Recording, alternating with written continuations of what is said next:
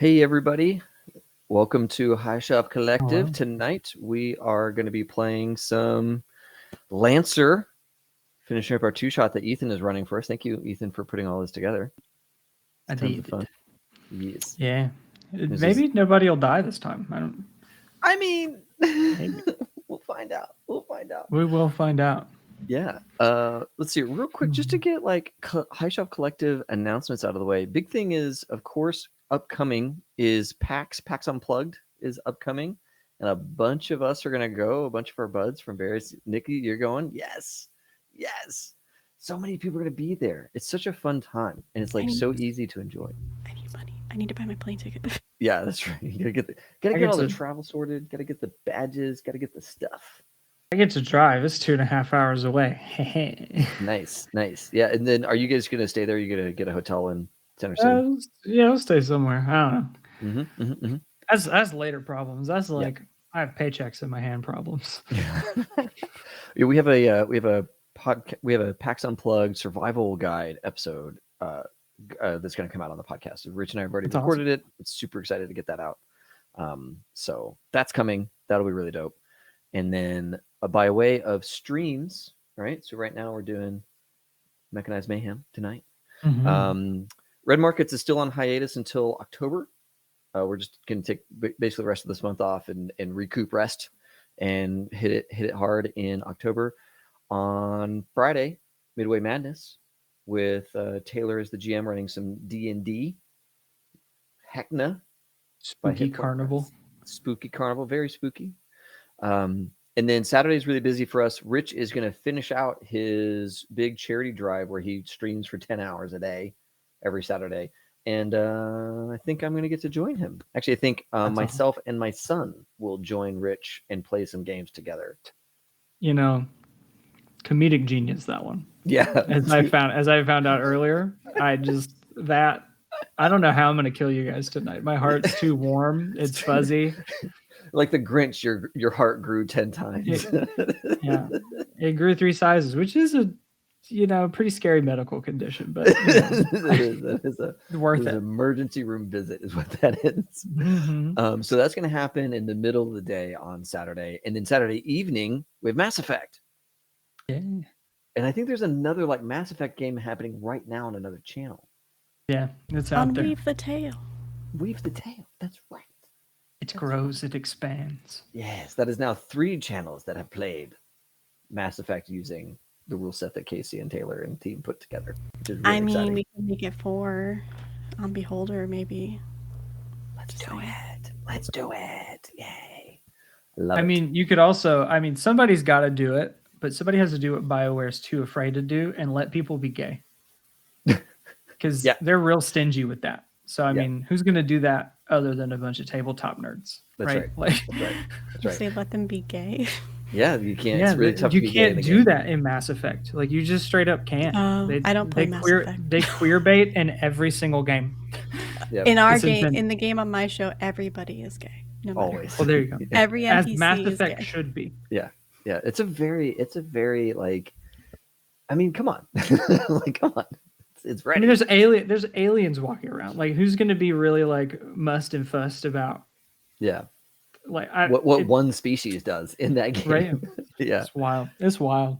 The other piece is we get to do a lot of world building in Mass Effect because we're now in the age of like, there's a bunch of stuff they don't cover in the games, and we've gotten to contribute to the Mass Effect ethos. And BioWare, if y'all want license to that, you just let us know, and you can have some of the rich world building that we've put together. Pretty sure legally, it's all derivative work. Anything. We have no ownership of any of it. They actually own all the content we make.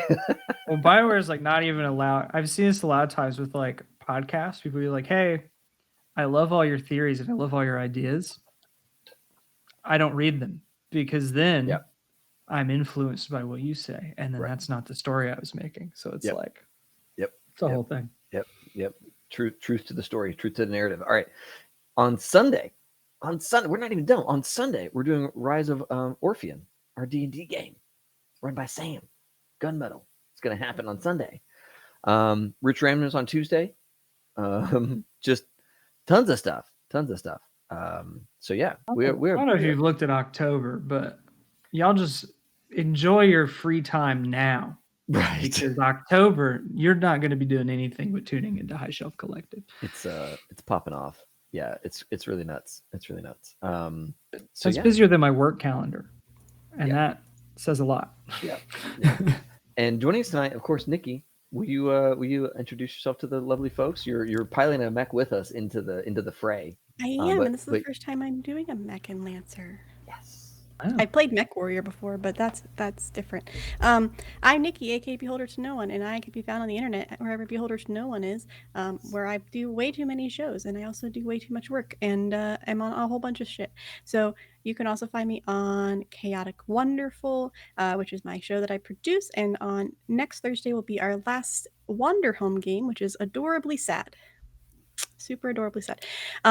This Friday on Weave the Tale, we will be playing Sleepaway, episode 1, where I will be playing Alice, the Fresh Blood Counselor, the newest counselor of the camp. And at 9 p.m., I will be on 2000 Tales Role-Playing, playing as Karen, the very angry wizard lady who is Merlin, and we're trying to find the Knights of the Round Table in modern-day society. And awesome. Yeah. She's like, wait, why am I Merlin? That doesn't make any sense. I don't want that. That sounds like work. Job stuff. It sounds like a lot of it has been a lot. She's become a workaholic because her wife is missing and she needs to figure out how to make her come back. Yeah, it's a thing. And then this weekend, I do have 2 paid games. If you want to join them, you can. Saturday is a Monster of the Week game at 10 p.m. Eastern, $20, and you can join. And Sunday at 9 p.m., I have a Uncaged Anthology D&D 5e game that has 3 seats open. Uncaged Anthology. That's the book of monsters put together by a bunch of people. I don't know who did it, but it's amazing. If you like D&D and you like femme-based monsters and you like the fact that monsters aren't always the bad people, it's the book for you because the stories are all fantastic. The monsters sometimes are the good guys and they're trying to help and they're just being misunderstood because they're monsters and people are assholes and judgmental. That's one of the things I really liked about Witcher. Like those poor trolls, they don't want to be there. They're just on the bridge. Exactly. And I love it. I love it because like one of the stories actually is like a banshee's yelling at you, but she's screaming at you to get you out of the house to protect you from something much worse. Nice. So it's not her that's bad. And then Monday you can find me on Garblog Games playing City of Mist RPG, where I play the Fates mythos. And that's it for now, but I'm also in a bunch of other shit, so you can find me wherever. You busy. Yeah. I have a game Girl, you every busy. single day until the 5th right now. I have the 5th off. That's amazing. Good. If only. That's the dream. I play like 2 games a week, and I'm like, that's a lot, man. Every day I did mention I have a game. It's just not a stream. Oh, God. Okay. Oof. Yeah, that's fun, though. Also, you can hire me for shit. It's all stop.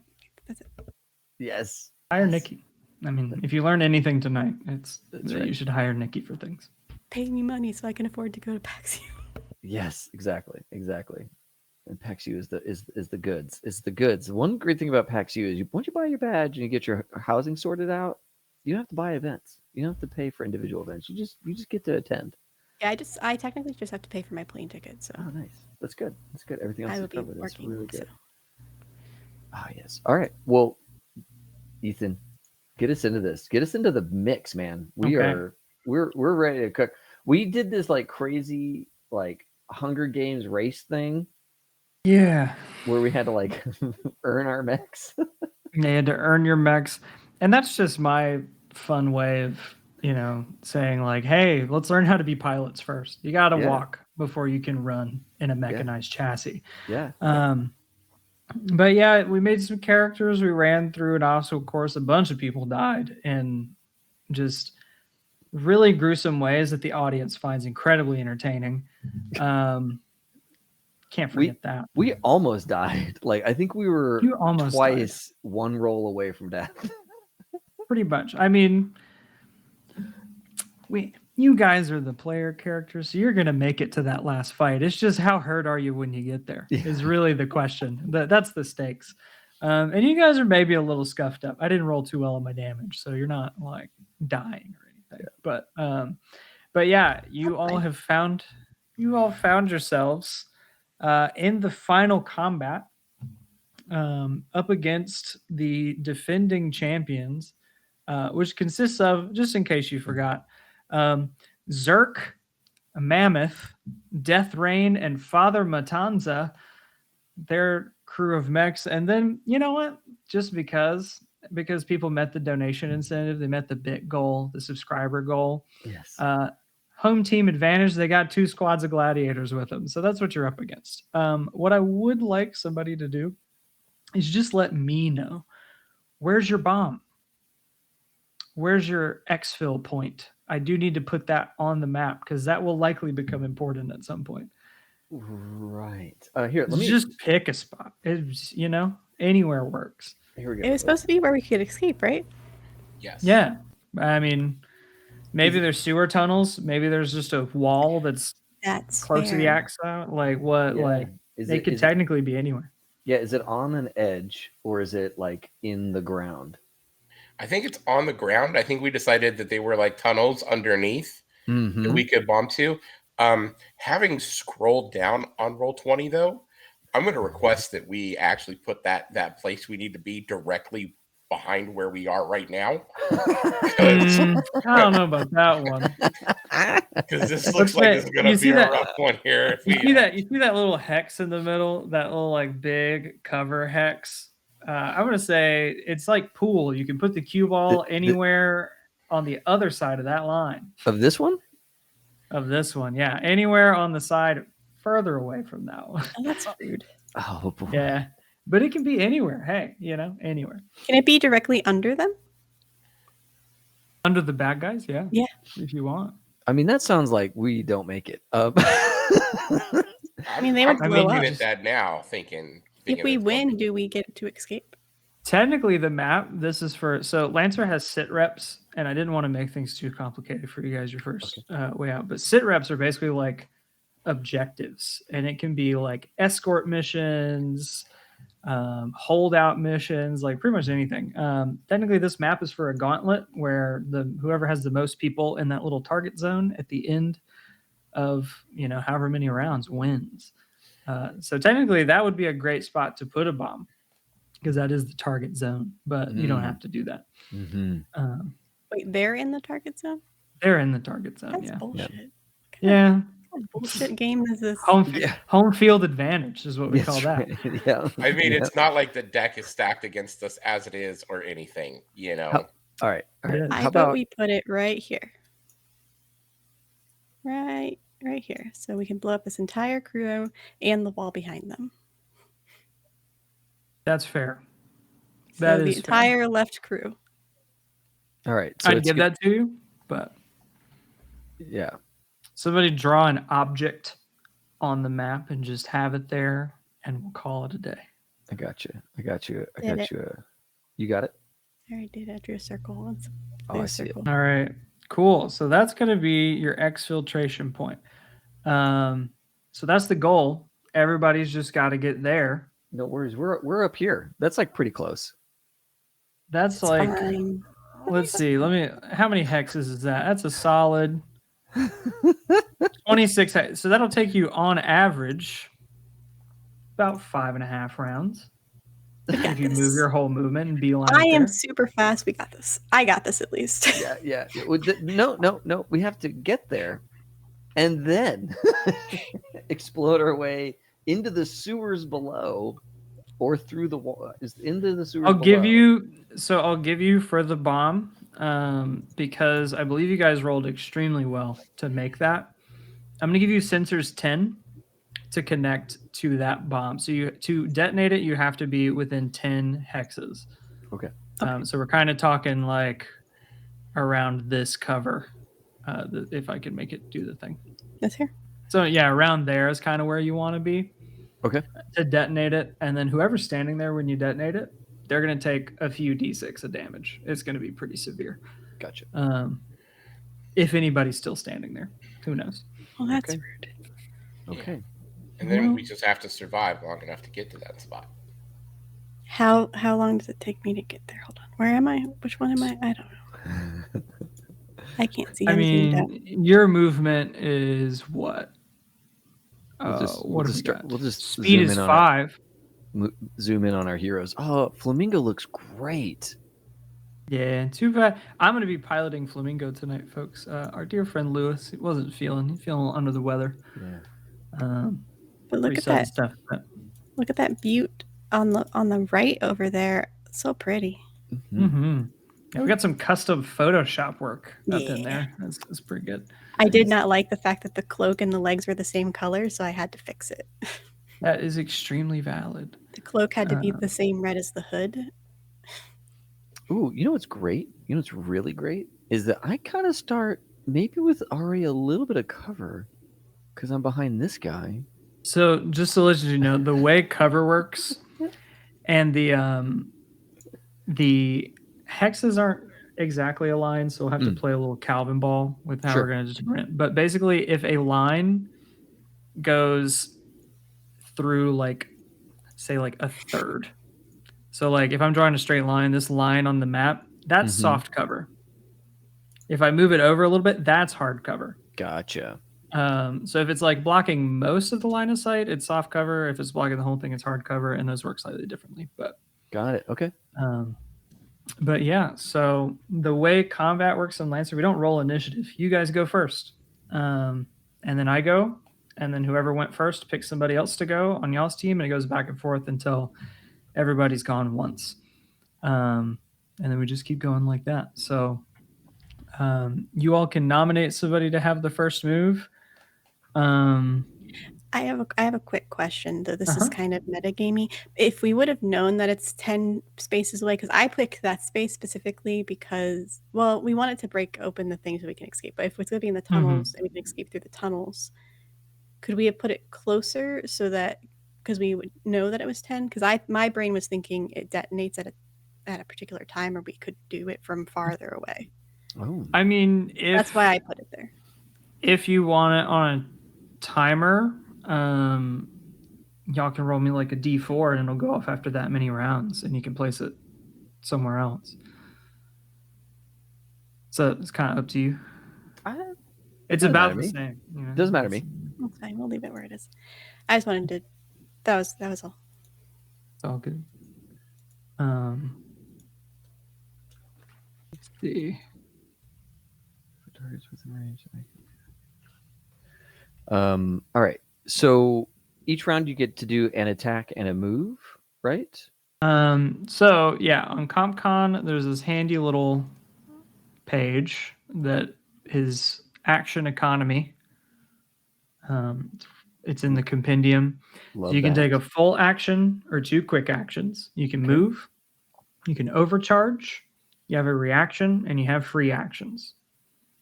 Basically, overcharge, you can do that at any time. It lets you to make another quick action, but you're going to take heat every time, and that amount of heat increases every time you overcharge. So the first time it's like 1. The second time I think is like a D3. The third time it's a D6. And it just gets, more than that. Anytime after the third, you take a D6 plus 4. And that can go really poorly, really fast. But, if you just need to do it, you can do it. Gotcha. And that's per full repair. So they don't reset like at the end of the turn. Like you get that many uses of overcharge per think of a full repair like a long rest. That's 10 hours off. You basically get everything back. So if this were a longer mission and we were taking like rests and things like that, then that heat counter or that overcharge counter doesn't reset. Okay.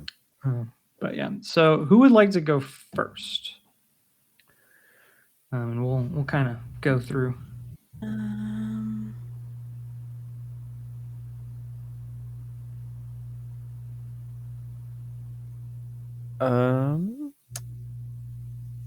The range on my rifle is 20, and that's the maximum range that I can shoot with it. Yes. Okay. All right. Fair enough. Then. But I mean, you could definitely get in range of somebody within this turn, I would assume. Yes. Yes, I'm sure. Well, your speed's 4, so you could get. Yeah. Yeah, I could do it. You could totally do that. I could do it. I was hoping to be able to shoot at somebody before I moved, which I think if I point to this guy, that is just 1 hex too far, isn't it? All right. This is 1 hex too far. Do you have like an ordnance weapon? Is that the thing? Yeah, that's the deal with the Anti-material rifle. Right, it is ordnance, so I have to fire it before I move. Hey, well, you know what? Next turn, he's definitely going to be in range. He's super in range. Yeah. He's a berserker. He's a berserker class NPC. He's going to be about in your face next, as soon as he can. Oh dang! Is it a bad idea to wait until he goes to do my thing? Well, you don't have to go first. Okay, cool. You can wait. Yeah, sweet. And let somebody else go first. It makes sense. It makes sense for my little quadruped mech to wait. If nobody else wants to go, I can take a turn for Flamingo and just get it kicked off because that's all good. I don't know what I'm doing.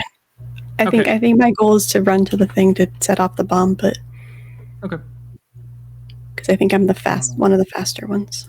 Yep.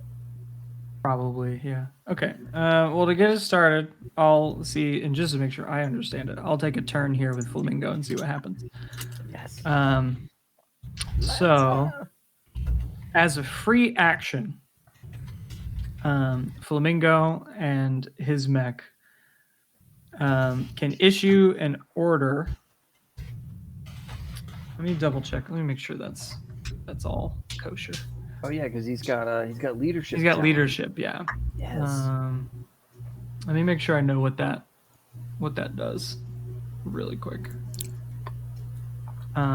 Issue order. You may issue an order to an allied PC you can communicate with, describing a course of action, and give them a leadership die. They can either expend the leadership die to gain +1 accuracy on any action that directly follows that order, or they can return it to you as a free action. And you guys can only have 1 at a time. So I think Flamingo is going to tell Rockbreaker to basically blast the first person that gets in range. It would be a good place to start. Just blast them. So you'll get a D6 to add on to your roll to do that. So that is a free action. That doesn't count against anything I can do. The speed here is 4, so I can move 4 spaces. Okay.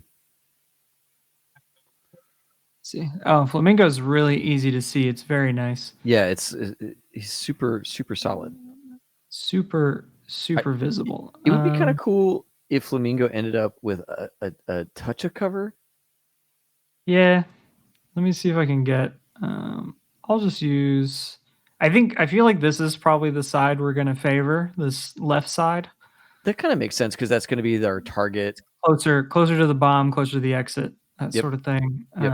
So yeah, Flamingo's going to move here. That'll at least give him soft cover. So that's movement, and now I can take an action. Oh yeah, here, audience talking about the Big Mac. Here's our entire pool of opponents. Yeah. So that is. So the ones that are just a regular hex, that's considered size 1. The big fella is size 3. And the one on the right, that priest class NPC, is actually size 1/2. Oh. So that's only slightly larger. That's technically the same size category as a pilot. And those suits are kind of like exosuits. And there are a few mech frames in the game that are size 1/2. The squads are size 4, but there are a bunch of regular human dudes spread out. Is kind of the deal there. So yeah, that's kind of how that's working. So yeah, old Flamingo can take a full action or 2 quick actions. I don't think any of these weapons has enough oomph to really do it. So let's see. I can take a quick tech. So I think we'll support. I'm going to bolster, which means a character within sensors, which is for Flamingo. Sensors is 10, so within 10 spaces. Nice. I'm going to choose. We'll choose T. You get +2 accuracy on the next skill check or save you make between now and the end of your turn. So it's not on attack rolls or anything like that, but if you have to make a skill check, if you have to make a save, you get +2d6s on that. Nice. And who's that gets that? T gets that, and what was the name of your mech? Oh, Zen mode. Or no, T. Lacey May. So Mike's character is going to get that. May. That's awesome. Lacey May. Lacey May. So yeah, and I think that is going to be. That'll probably be it. Technically, there's more actions, but that's the only ones that. That's the only ones that he can do right now. So we'll leave it there. Okay. So next up's going to be an enemy. I get to play against myself here a little bit. Intern. And ComCon has this really cool thing where it shows me who's taken a turn and who hasn't taken a turn. Oh, that's awesome. So we're going to go with Zerk because, the Berserker's going to go first. And he yells some really great gladiator stuff like, "I'll tear you limb from limb." That kind of stuff. I just yell, "What? I can't hear you over the music." Yes, that's right. Fair. You got the great tunes. So his movement is 5. So he's going to go, let's see, 5 hexes. Yeah, he's going to beeline it right there. Good. Um, Glad he has a movement of 5. That's really great. It's nice. He's going to move there, and then let me check and see if he has any actions he can do.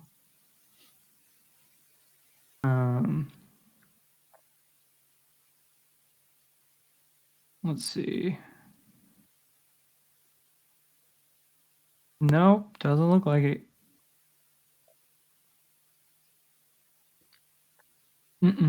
Nope, he's good. He's done. That's all he can do. Wow. Okay. So who's next? So this first round is going to be a lot of positioning. I'm just going to let y'all know. Sure. I think my character will run. I can move 5. Yes, your speed is 5. Well, that's crap because I'll be in the middle of nothing.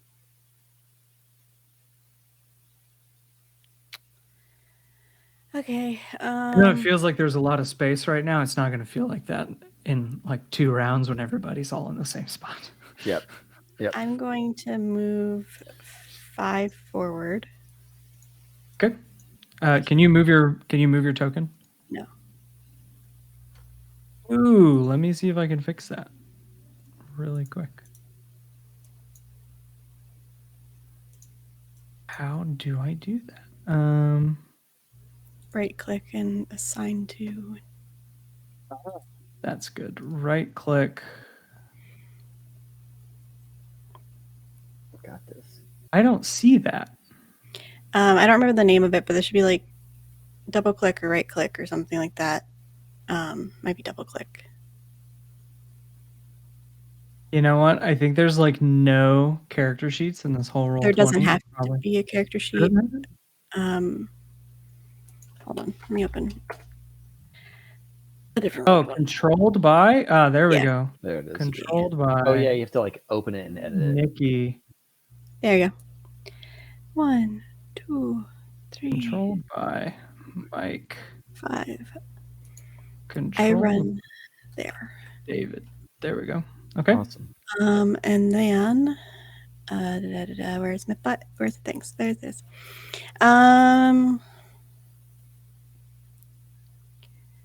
So I have a couple of things, but I think what I want to do... Can I drop a turret drone? You absolutely can. Because they have a range of 10 feet, or sorry, 10 spaces, and they will stay here, I'm assuming. Yes, let me. Oh, there we go. Turret drone.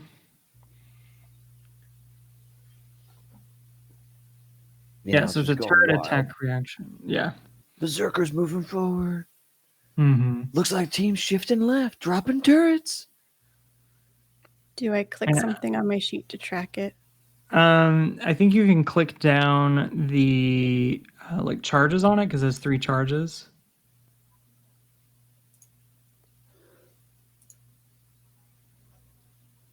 Make sure you guys are in like active mode or whatever. Like it's on the, because that also keeps track of what you can do in your turn. Mm-hmm. There we go.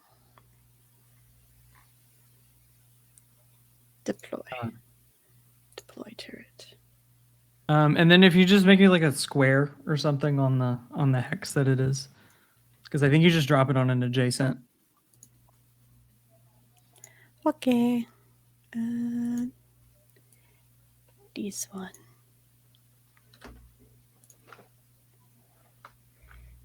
And so basically once per round as a reaction, the trigger is that an allied character within range 10 of a turret drone makes a successful attack. Nice. And then basically if the drone can see the target of that attack, then it does an additional 3 damage. That's pretty awesome.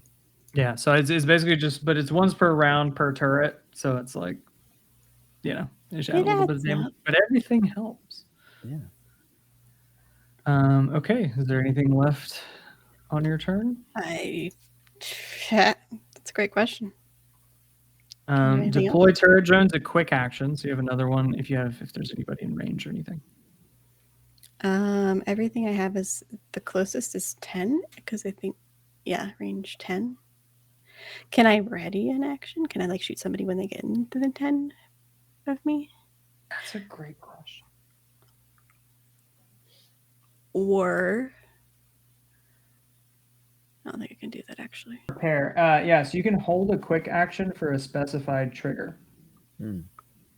Is it a quick action to attack? It is a quick action to do it. So yeah, there is one of the quick actions is skirmish, which is where you use one weapon. Okay. I will use my assault rifle then. Mm-hmm. So do skirmish when somebody is within 10 of me. Okay, so within 10 of you is out to like here. Yep. So yeah, cool. All right. So next up is going to be a baddie. Let's see.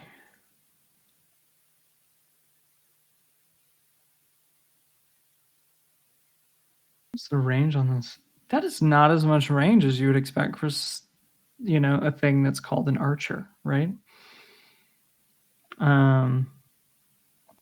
Okay, so the archer over here, his name is Death Rain, is going to move 5 hexes as well up here. And then that's like straight up hardcover from all you guys. So it's going to do nothing else because can't see anybody. Good. I like it. So who's next? We've got T and Rockbreaker. I can go if you're not ready. Let's see. I'm ready. Doesn't matter to me. Go ahead. Okay. Then Rockbreaker. He is going to heft his anti-material rifle and shoot at the berserker that has stepped forward. I'm going to do that before I take my movement. So if I look at the thing, so 16 hexes, he's in range, and does he have partial cover or? Let me Or see. no cover. No, that is no cover because Okay. there's no, that line's not touching anything. Okay, cool, love it. So the things about your anti-material rifle. Yes. It is ordnance, so it can be before you move. And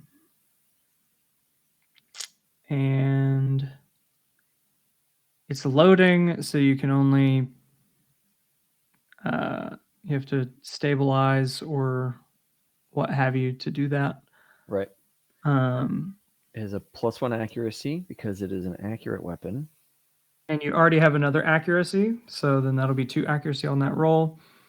And it's armor piercing, so it'll ignore any armor. And it does 2d6 damage. So will the game, when I click on attack, does it factor in both the accuracies, or do I need to?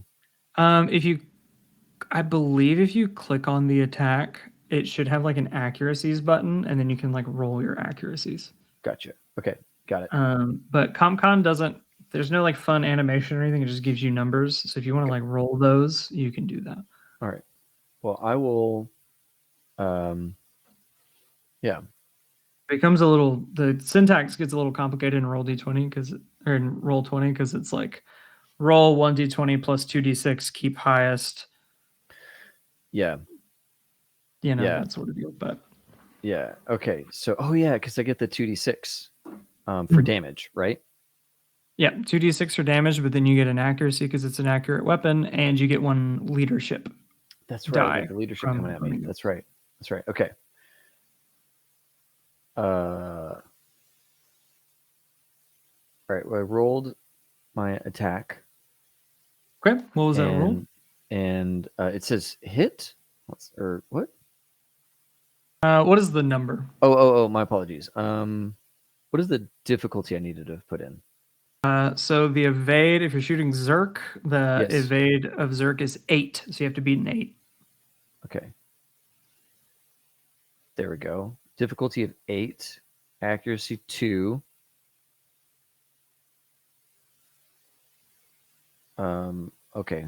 I'm learning how to use this website. I'm so sorry. That's it's a little confusing to do the stuff like that. Yeah.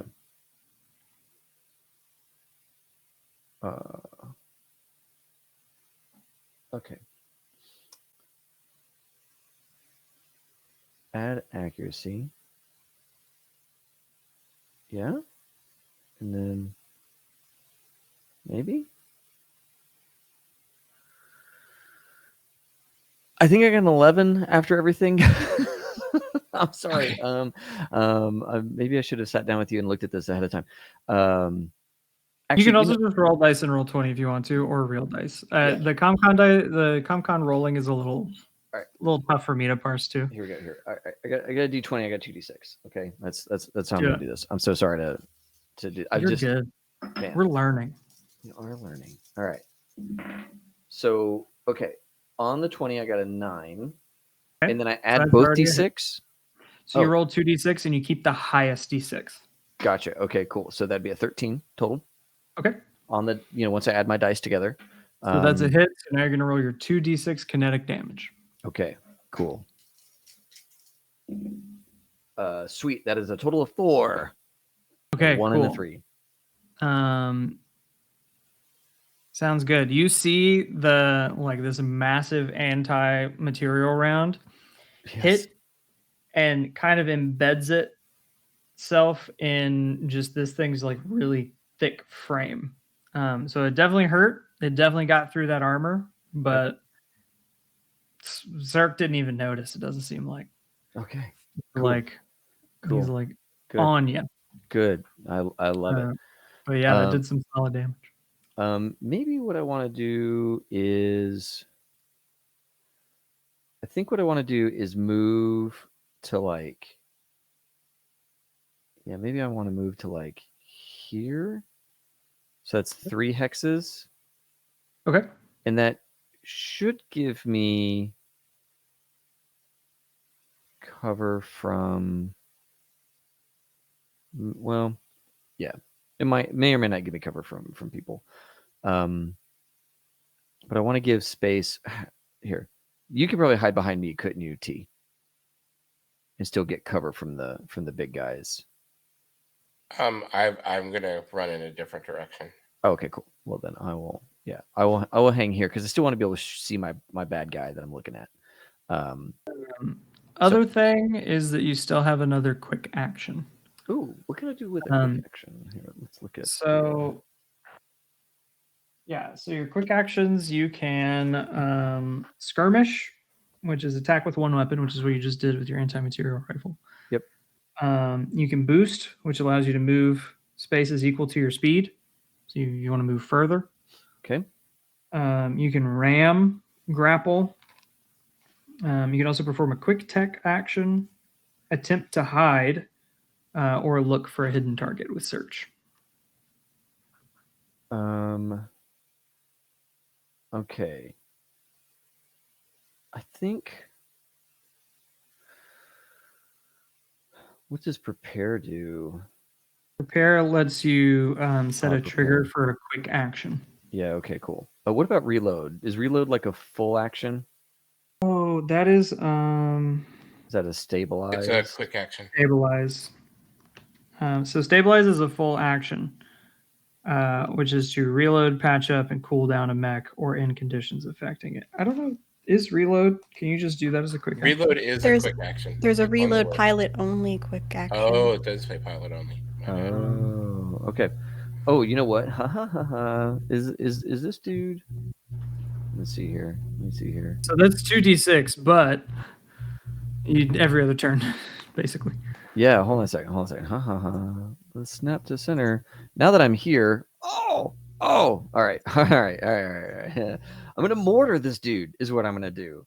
Hell yeah, you are. Oh my god, I have a whole nother thing. It's arcing. It's inaccurate. So that's great. Yes. So arcing means that it can be fired over obstacles. Yep. It doesn't require line of sight as long as you can trace a path to the target. And attacks receive 1 difficulty. So you're going to roll a d6 and subtract that from whatever you roll to hit. Okay. And then do I still have the accuracy from earlier from the leadership, or is that a one and done? Let me double check that. I'm pretty sure that's like 1. Okay. Now I have a blast of 1. So if I mortared this hex that's between the berserker and the other guy, could it hit both of them? So blast 1 means that basically within 1 hex of wherever your thing lands. Oh, okay, gotcha. So they are both 2 hexes apart. Gotcha. Right. Yeah. So I don't think there's a way to hit both. All good. Okay. So I'm gonna roll a d20 minus the d6, and then my difficulty's still an 8. Correct? Yes, it's based off evasion. So yeah. All right, cool. Whoa, that's a 19 on the 20. Minus 3, so that's 16 total. Okay, yeah, that hits. So you will roll your damage for your mortar. All right, my mortar is 1d6 plus 1, which is 5 plus 1, so 6 total. Okay, 6. Cool. Takes more damage. He's not liking it.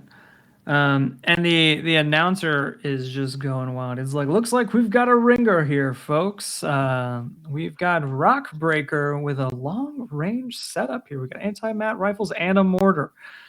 He means business. Yeah. So. And then with my other hands that haven't been, I'm just doing the pump it up for the audience. You know, the other appendages that are on this mech. Yeah, absolutely. So that is your activation for the turn. Sweet. Next up, as a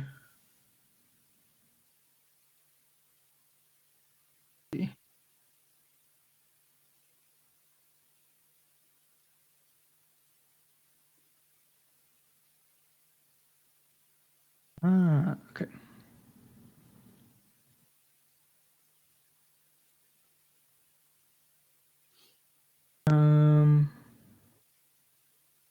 Okay, so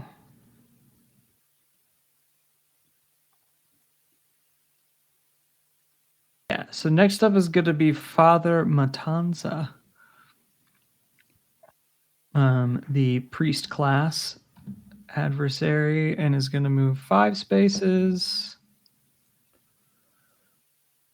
Looks like all these guys are like move 5. That's pretty great. I move here, and then is going to use his quick action. He's going to use a quick action to use investiture. He's going to link systems with Zerk, Ooh.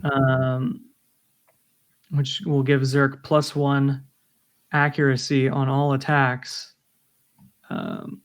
and using a different systems stat. And then as his other quick action is going to use, you see this like mech that's kind of like floating almost. It seems like to have some sort of anti-grav kind of business happening. You see as Father Matanza spreads the arms of the mech wide, and these tiny little drones cluster around Zerk and seem to be providing some kind of shield.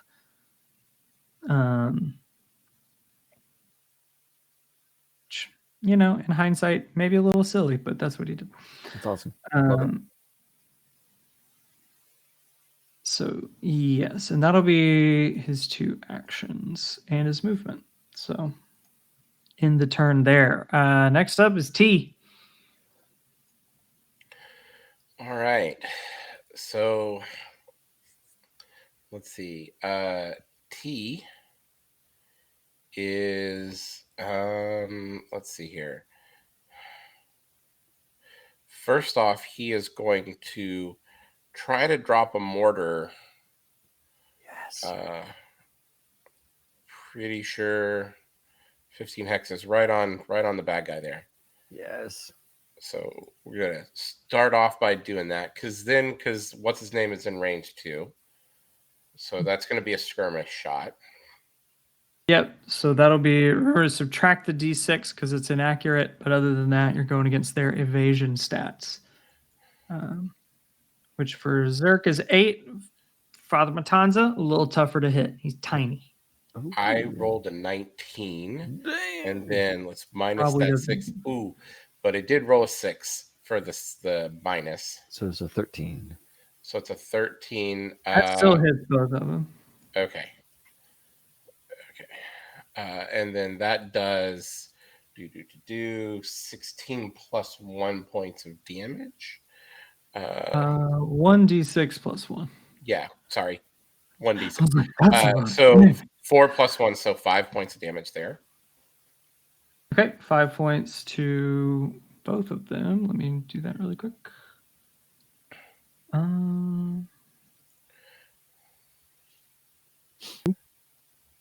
Father Matanza not looking good. Zerk also not having the best time, but you know. I'm gonna move 1, 2, 3, 4 to here. Nope. I want to be in move mode. I'm gonna move to here.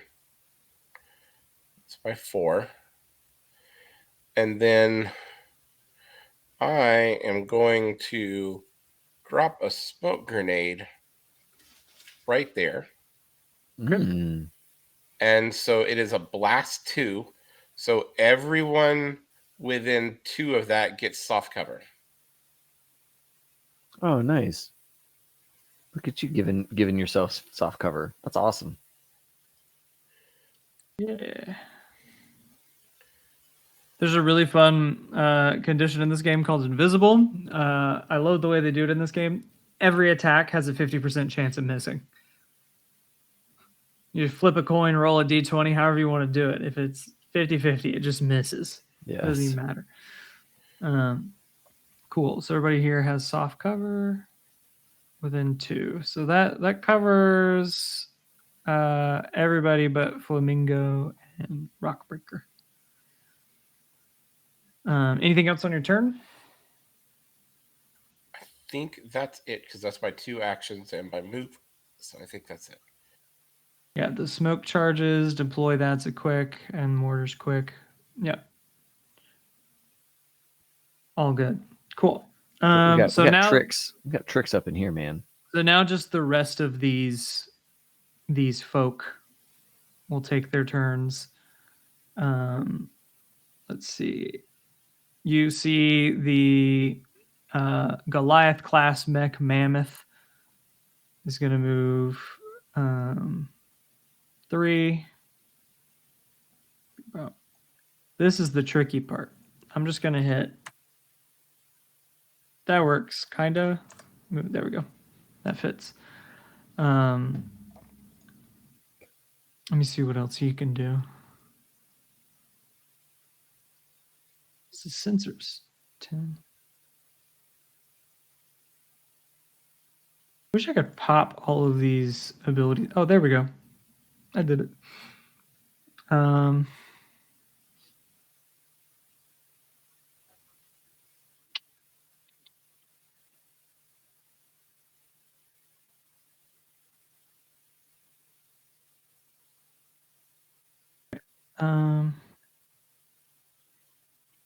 What is sensors? 10. I don't think you can reach any of you guys, but nope. Okay.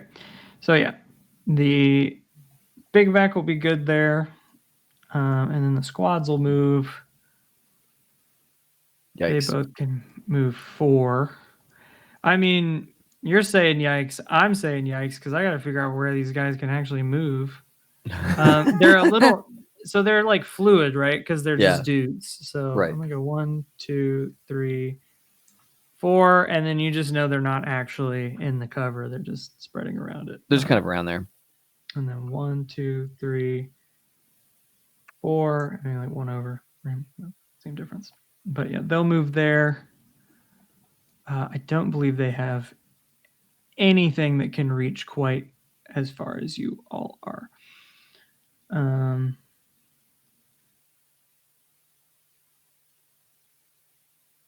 Correct. So they'll be done as well. So because an enemy took a turn at the end of the last round, you guys get to start the next round because it basically just goes back and forth. Okay. So end round. So whoever wants to go first can do so.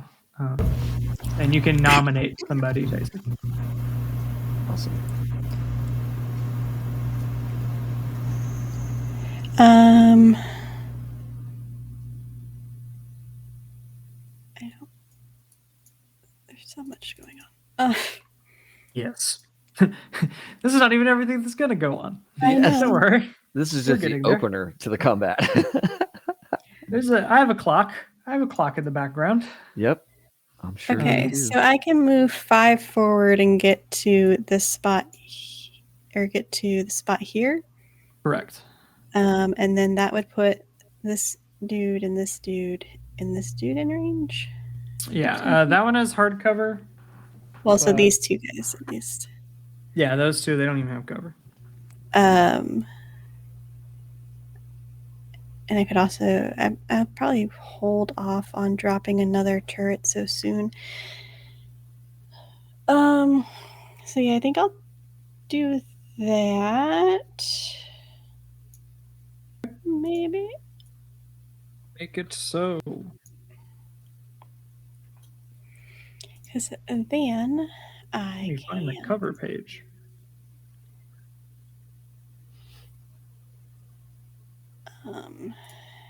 He was within 9 and 10. Okay, so then I can use my assault rifle or my Nexus Hunter Killer.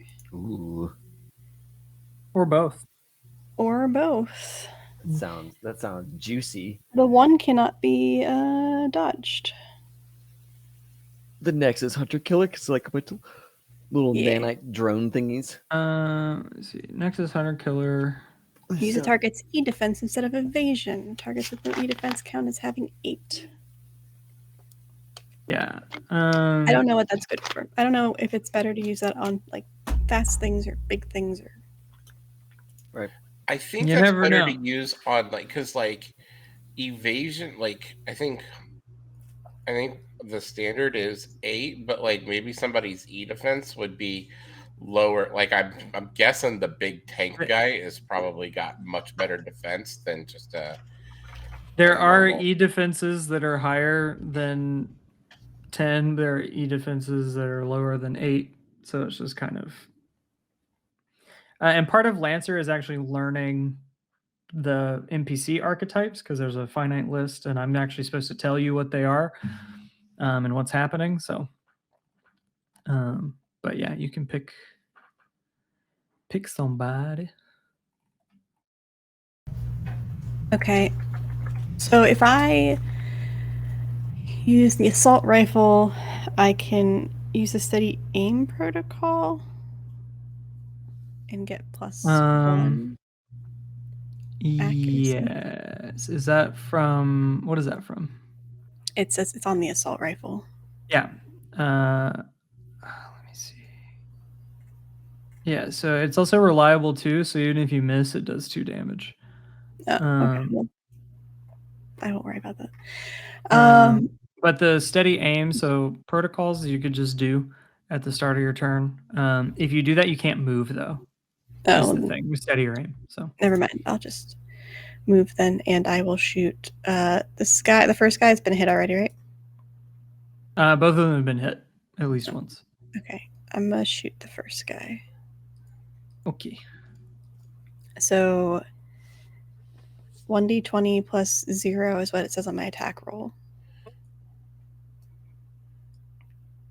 And I don't think I have any accuracy to add to that. No, but it is reliable, so even if you miss, it's going to take 2 damage. It's 18. 18 definitely hits, yeah. The numbers that hit aren't very high in this game. It's 5 kinetic damage. 5 kinetic damage. Okay, so let me refresh myself, thanks to the very helpful people of Reddit, on what the order. Okay, so 5 reduced by 1. Okay, so it seems like 1, this dude's got armor. Rude. 2, you're getting the sense after seeing all these attacks hit him, he might have resistance to damage. They're not doing as much damage as you think.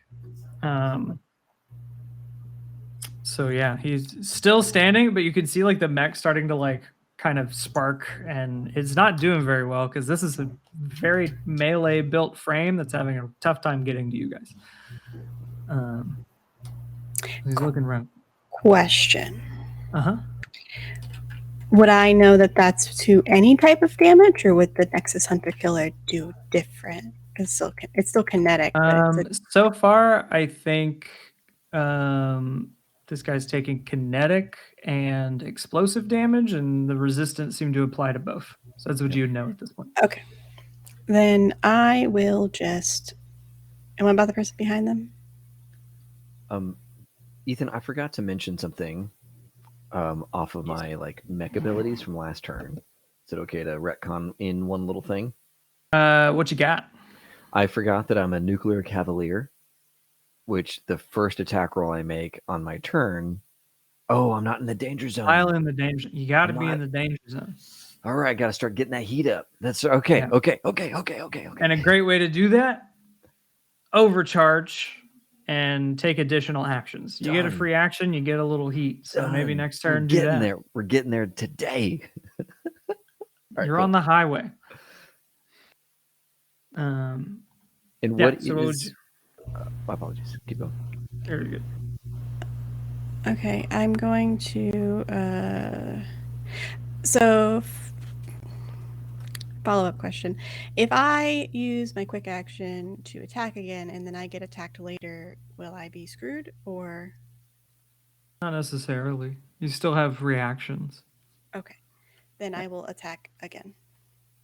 Yeah, this isn't Red Markets. Don't be afraid. Yes. It's not a horror game. It's a regular game. 14 on die. So 14 total and then 5 again. 15. 5 for damage. Yep. Okay, let me see. Is there anything funky about the next? Okay, so that's against the E defense.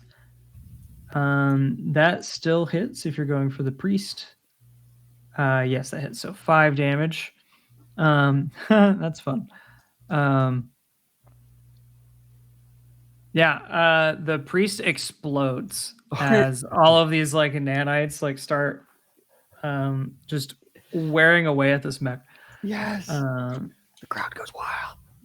The crowd does go wild. It's like the announcer's like, and it's a slaughter as Father Matanza goes down. Does the explosion affect the other mech? It doesn't. No, yeah. Damn it. That'd be cool. Chain reaction. Explosion. It would be cool, and some mechs do that. I believe they do.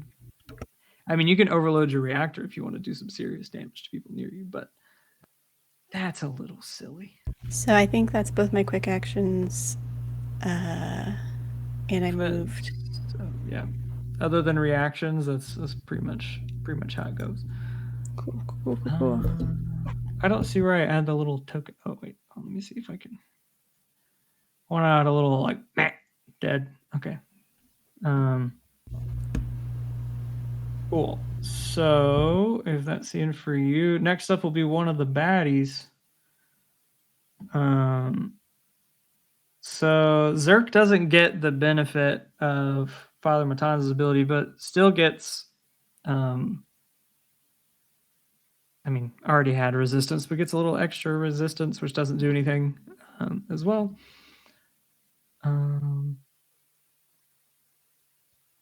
Let's see.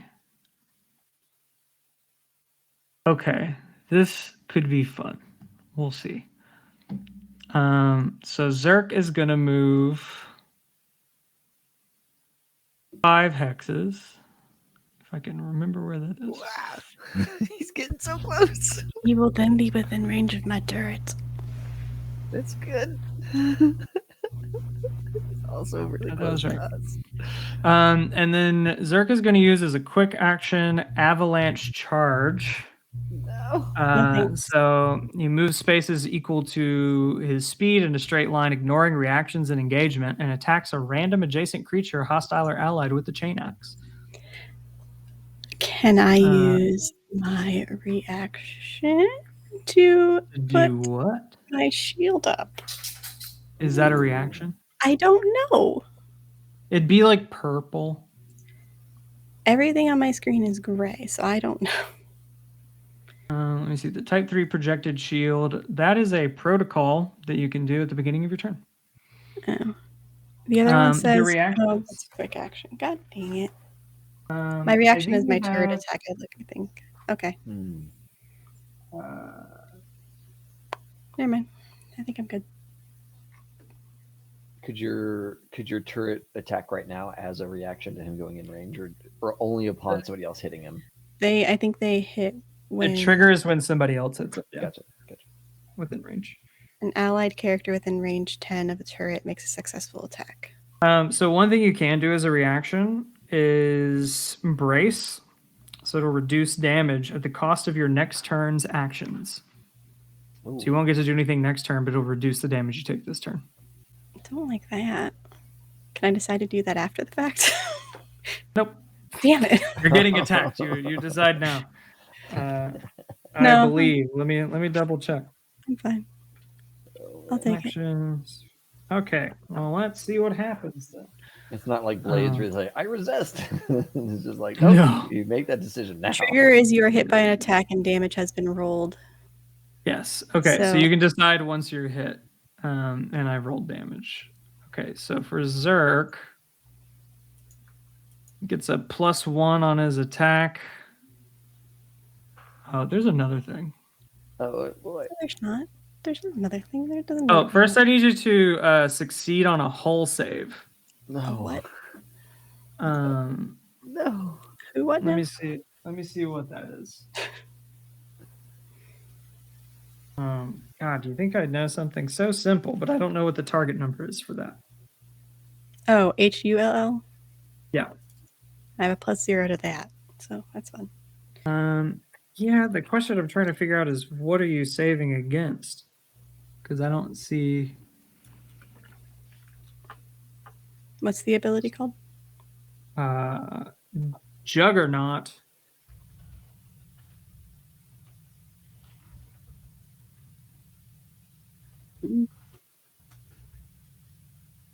See, these are some things I didn't even think of looking up.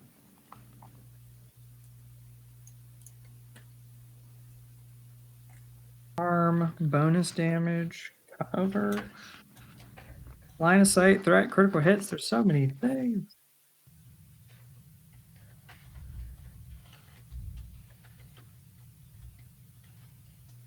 We'll find it. It's not in the index, which makes me sad.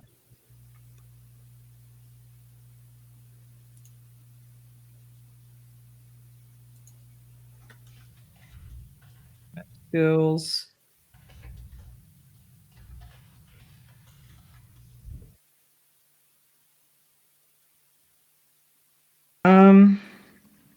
I think that's so weird that I can't find that, but save target. When you force another character to make a save, they must match or beat your mech's save target, which should be somewhere on here. Oh, save is 10. So you have to beat or meet a 10. And you add your hull. So a D20 plus hull. Natural 20. Yeah. Okay. So you are not knocked prone as this mech just charges up into you, but he's still going to make his attack with the chain axe. Roll 1d20 plus 1. That's a 9. What is your evasion? My evasion is a 10? Yes, a 10. Okay. So that'll miss.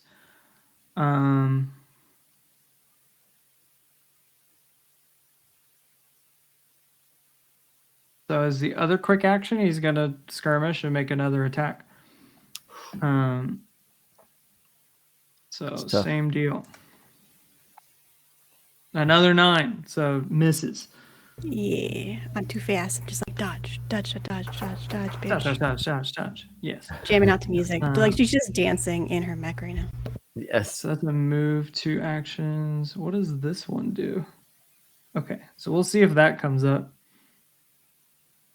Next up is one of the allied teams. If you guys are ever like, hey, Flamingo should go, just let me know.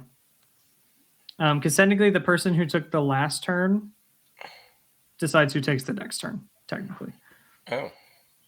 Oh, okay. It's pass the baton. Well, I can go if that's cool. Technically up to Nikki. So what do you think? Who do you want to go next? Doesn't matter to me. Okay. All right. Well, I am going to... Nope, not do that. We're going to not do that. We're going to move. Yes. We're going to move right up here into this. Oh, look at you. That's okay. Right. We're getting all up in there. Still 2 away, so I still have light cover against ranged attacks. I am going to attempt a grapple on old boy. Cool. Does that count as an attack? I have to roll an attack to do it. That is a separate quick action, so I don't think so. Damn it. Okay. To be honest. I think an attack is something that does damage, and this does not. Noted. It says that choose an adjacent character and make a melee attack. On a hit, you succeed. So let's see. So I guess I don't have any bonuses or negatives to this because my attack bonus is 0. So let's just roll a d20 and see what you get. I got a 17. That'll do it. Awesome. So both characters become engaged. Neither character can boost or take reactions. Smaller character becomes immobilized. He's not smaller than you. Okay, so at the start of... we can just make contested hull checks, actually. to decide who's bigger. So, because this is just for if you want to like move. So mine's an 11. Mm.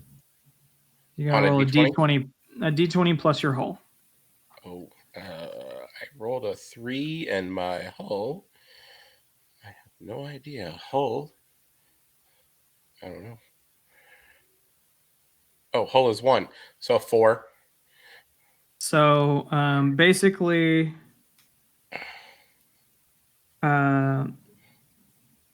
nothing. This character is not immobilized or anything like that, and you can't necessarily move him, but other things do happen.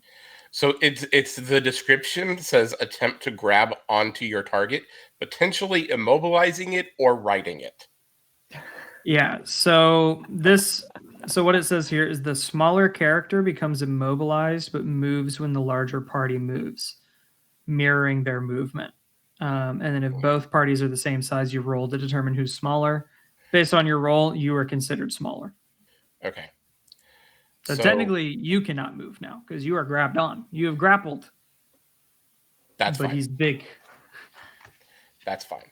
I think that big like the backhoe digger arm that I have on the back of me just like came out and like grabbed hold of him, because that holds him still, and that means that I get a let's see. I get a +1 accuracy when I melee attack. So I'm going to attack with my heavy charged blade. Heck yeah, you are, because that means if you succeed, I can do a roll. Yes, do it. Okay. Do it.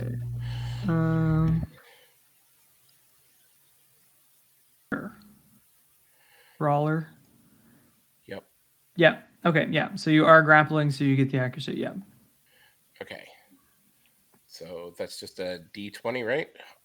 A D20. There's no additional junk on that. So with I rolled a 14, so a +1 gives me a 15. Okay. Yep, that'll hit. Awesome. And roll your damage. So that is 1d6 plus 3 energy damage, and that is armor piercing. Right. So that means I get to make an attack now with my turret attack. And that's a 6. Okay, so it's a 6. 9. He explodes anyway. But yeah, no, your turret, as a reaction, your turret just does 3 damage. You don't even roll for that. It just does it because it's there. Oh, but he exploded. He did explode. Can it not do that then until the next person explodes? Correct. You have to use the reaction. So yeah. Okay. You can save it. Anything else on your turn? Just gonna like cut him in half, and then we're just gonna like move that arm across and just drop the upper half somewhere off to the side. There you go. I like the idea that her turret is like tracking the upper half as following. It's like no, next target. As it flops through the air.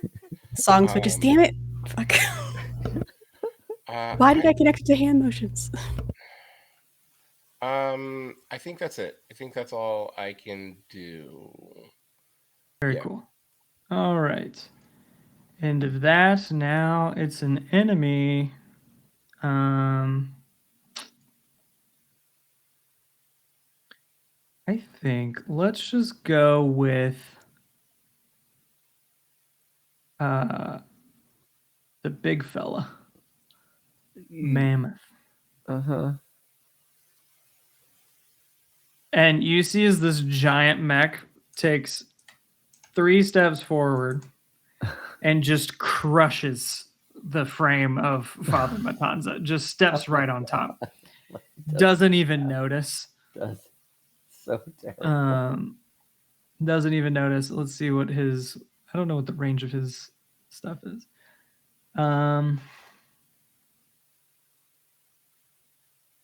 It's brutal. I think his longest range is about 5, and I don't think anybody's unfortunate enough to be within 5 spaces yet. Because when you are, enjoy. But yeah, I will not enjoy. I will avoid. So he's done. Mike, who's up next? Flamingo or Rockbreaker? You're muted. David, you got a choice on that? I have ideas. I have things I can do. We'll let David go next. Okay. So from back here next to Flamingo, things are feeling actually really safe. I don't know if I want to move. I'm gonna move because why not, right? So real quick on my hyperspec fuel injector, if I power up for this whole scene, I gain +1 accuracy on all attacks. Yes. Damn, I'm doing that. One of the fun things about Lancer is that the General Massive Systems Everest, the starter frame, is relevant and useful up to license level 12 because the fuel injector, solid. Like, it's just good. Like, the game is pretty well balanced between like stuff you get licenses for and the basic kits. I mean, even the basic kit's valid. It's just, That's what more awesome. do you want to do? That's awesome. And I get every turn I can boost as a free action. Correct, which means you can move up to your speed a second time. Oh my god. And everybody has that because you're all in the same mech chassis. So. Oh my god. All right, cool. Turning that on. And I don't even think that was I think I just get to do that. That's Hold on I believe second. that's a protocol. What's the negative to this? There isn't. There's no negative. The negative would be you can only use it once per full repair. So if this were a longer mission with several combats, you get to use it once. So all my stuff is glowing like bluish green right now, or purple, because my mech is purple. Yeah, and you get that extra hotness in the fuel. Yeah, I love it. I love it. All right, cool. So I'm gonna do that to get me the good juice. I am going to. I gotta get busy. Is the deal? So I'm going to spend a full action. Okay. To stabilize and reload all my weapons. Yeah, so you do a few things on stabilize, you reload, you clear your heat. Okay, so I could cool the mech or repair and also reload. Yeah. Or so reload, patch up, and cool down a mech or end conditions. So if you were like stunned or immobilized or something like that, you can stop that. Gotcha. All right, so I don't have anything to repair right now. I'm sure I will later. I'm going to reload all weapons. And then I am going to move my 4. 1, 2, 3, 4. And then I'm going to boost my dog. You can do it. Free. You can do it. And I can fly because I got the jets. Got the jets, rapid burst jets. I think you just have to end your movement on the ground. 1, 2, 3, 4. Okay, cool. What I'm trying to do is get 1, 2, 3, 4 like over. I'm trying to get like way away. Okay. Right? Trying to get outro. And then I am going to overcharge. Okay, so you take 1 heat. Boop. Boop. On the danger zone yet, but you can take another quick action. Where's the when am I danger zone? That is when you're at half or higher. So you need to be at least 3. But since you overcharge, you can take a quick action, which includes skirmish. Yeah. Okay. Sweet. All right, good. So I'm going to skirmish with my mortar. Okay.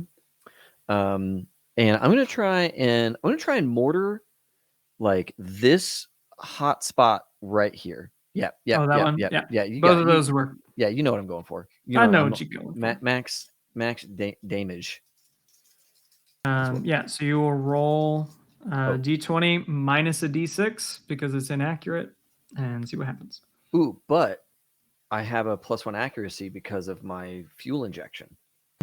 So it cancels out. I believe it cancels out. Okay, gotcha. So, just a d20. We're gonna say it cancels out. Yeah. Okay. All right, that is a 12 on the die. Okay, versus evade, that I believe hits both of them. Oh, sweet. So roll your damage. All right. Damage is a 2 plus 1. So 3 explosive total. Explosive total. Okay, you can see it's almost as if this mammoth has, or this Goliath has something called siege armor. No. And No. seems to have resistance to that damage. All right. I mean, it seems like anything that's far away is going to have a hard time damaging this Goliath. Yeah. So instead of 3, I forget if you round down or round up. We're gonna round down because I'm used to D&D, and that's what I've been doing so far. Okay. On everything. It might be round up, but I had been doing that anyway because the Berserker has resistance to all damage. It's just a thing it can do. Awesome. It's dead now though, so. Okay. Okay, so that is that, and then the other mech does not seem to have this great thing about it. It just takes 3 damage, and it's sad. All right. Okay. Anything else on your turn? I don't get to overcharge again, do I? Nope. I think it's just 1 per turn. All right, cool. I'm gonna assume it's 1 per turn. If I mean, not, that that's makes very the most. dangerous. That makes the most sense, honestly. Let's just be honest here. Okay. Cool. Yeah, I feel fit and frisky. Done. That may not even be accurate. I'll have to double check on that. Here, I'll look it up. You do your That's thing. wild. Okay, so if that's the end of your turn, next up's a baddie. Next up's gonna be Death Rain. Not Death Rain. Go home, Death Rain. You're drunk. Okay, once per turn. You can. Once per turn. Yeah, gotcha. So Death Rain is going to first as a quick action. I believe you're within range of this. You are just in range of this. Dislike. Is going to use the quick action suppress. So you become impaired. What does that mean? So impaired is a condition, which means things. There's lots of conditions.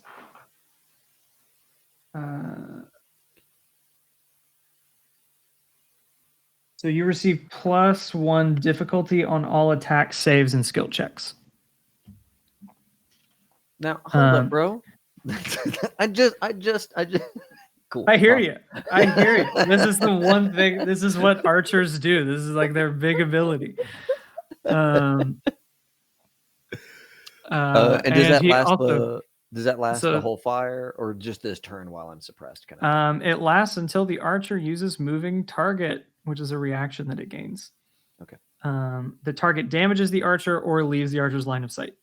The archer stunned, jammed, or destroyed. Choose a new target or ends it as a free action. So it's there until one of those things happen. Gotcha. So that's a quick action. You know what else is a quick action? Skirmish. No. So it's also going to shoot you with his light machine gun. No. Just like that word. So that is a D20 plus 2 to attack with a light machine gun. That is a 17. That would hit because I have a 9 for my evasion. Yeah. So that does 5 kinetic damage. I dislike that amount of damage. Do I have armor? You can brace. Like your main option, if you don't do anything next turn, you can brace and have the incoming damage. But then, like, I have no actions next turn. Correct. Unless I were to boost or overcharge. I think it even is beyond that. Wow. Because brace is like you're like locking your mech down into the ground and putting up some like serious shield. Gotcha. Okay. I think I'm gonna sit with. I think I'm just gonna soak 5. I think I'm just gonna take the 5 damage. Because losing a bit of HP is not going to mess up my mech much. So so for bracing on your next turn, so you can't take reactions until the end of your next turn. And on that turn, you can only take 1 quick action. You cannot overcharge move normally, take full actions, or take free actions. So you get 1. Okay. If you brace, you get 1 quick action the next turn. Gotcha. You get resistance to all damage, burn, and heat from the triggering attack. And then all other attacks have a difficulty. Okay. So cool. It's pretty good. Like it's balanced. It's beneficial, especially if you're getting just wailed on. Yeah. But yeah, you'll just take that 5 damage for now. Okay. Easy. So yeah, that's its 2 quick actions. It's gonna stay where it is. Just because that's a good thing. That's a good thing for it to do currently. So it'll be the end of Death Rain's turn, which means it is now Flamingo's turn.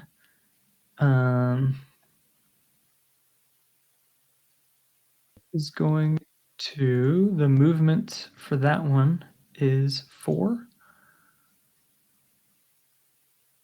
So, 4. Start there. As a quick action, we'll boost because I don't want to be so far behind you guys. I move here, have some cover. And then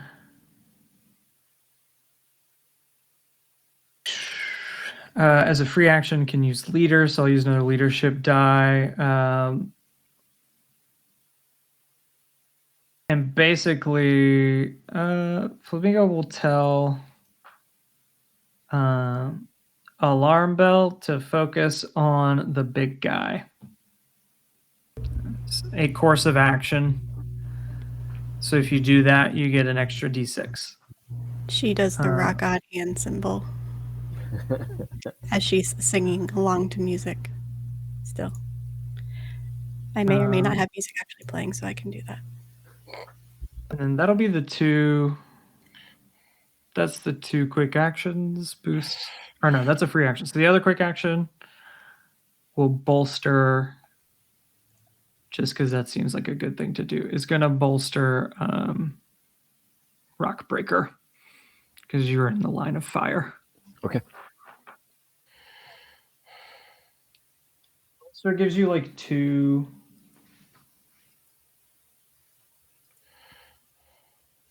Gives you a couple accuracy on like saves and skill checks. Sweet. So if you haven't made a save, that'll. Sweet. Okay, so that'll be the end of his turn. Now everybody else goes because I think you guys are all out. Just the 2 gladiator squads left, actually. So they're gonna move. Gladiator squads move 4. Also, it hasn't come up yet, but basically,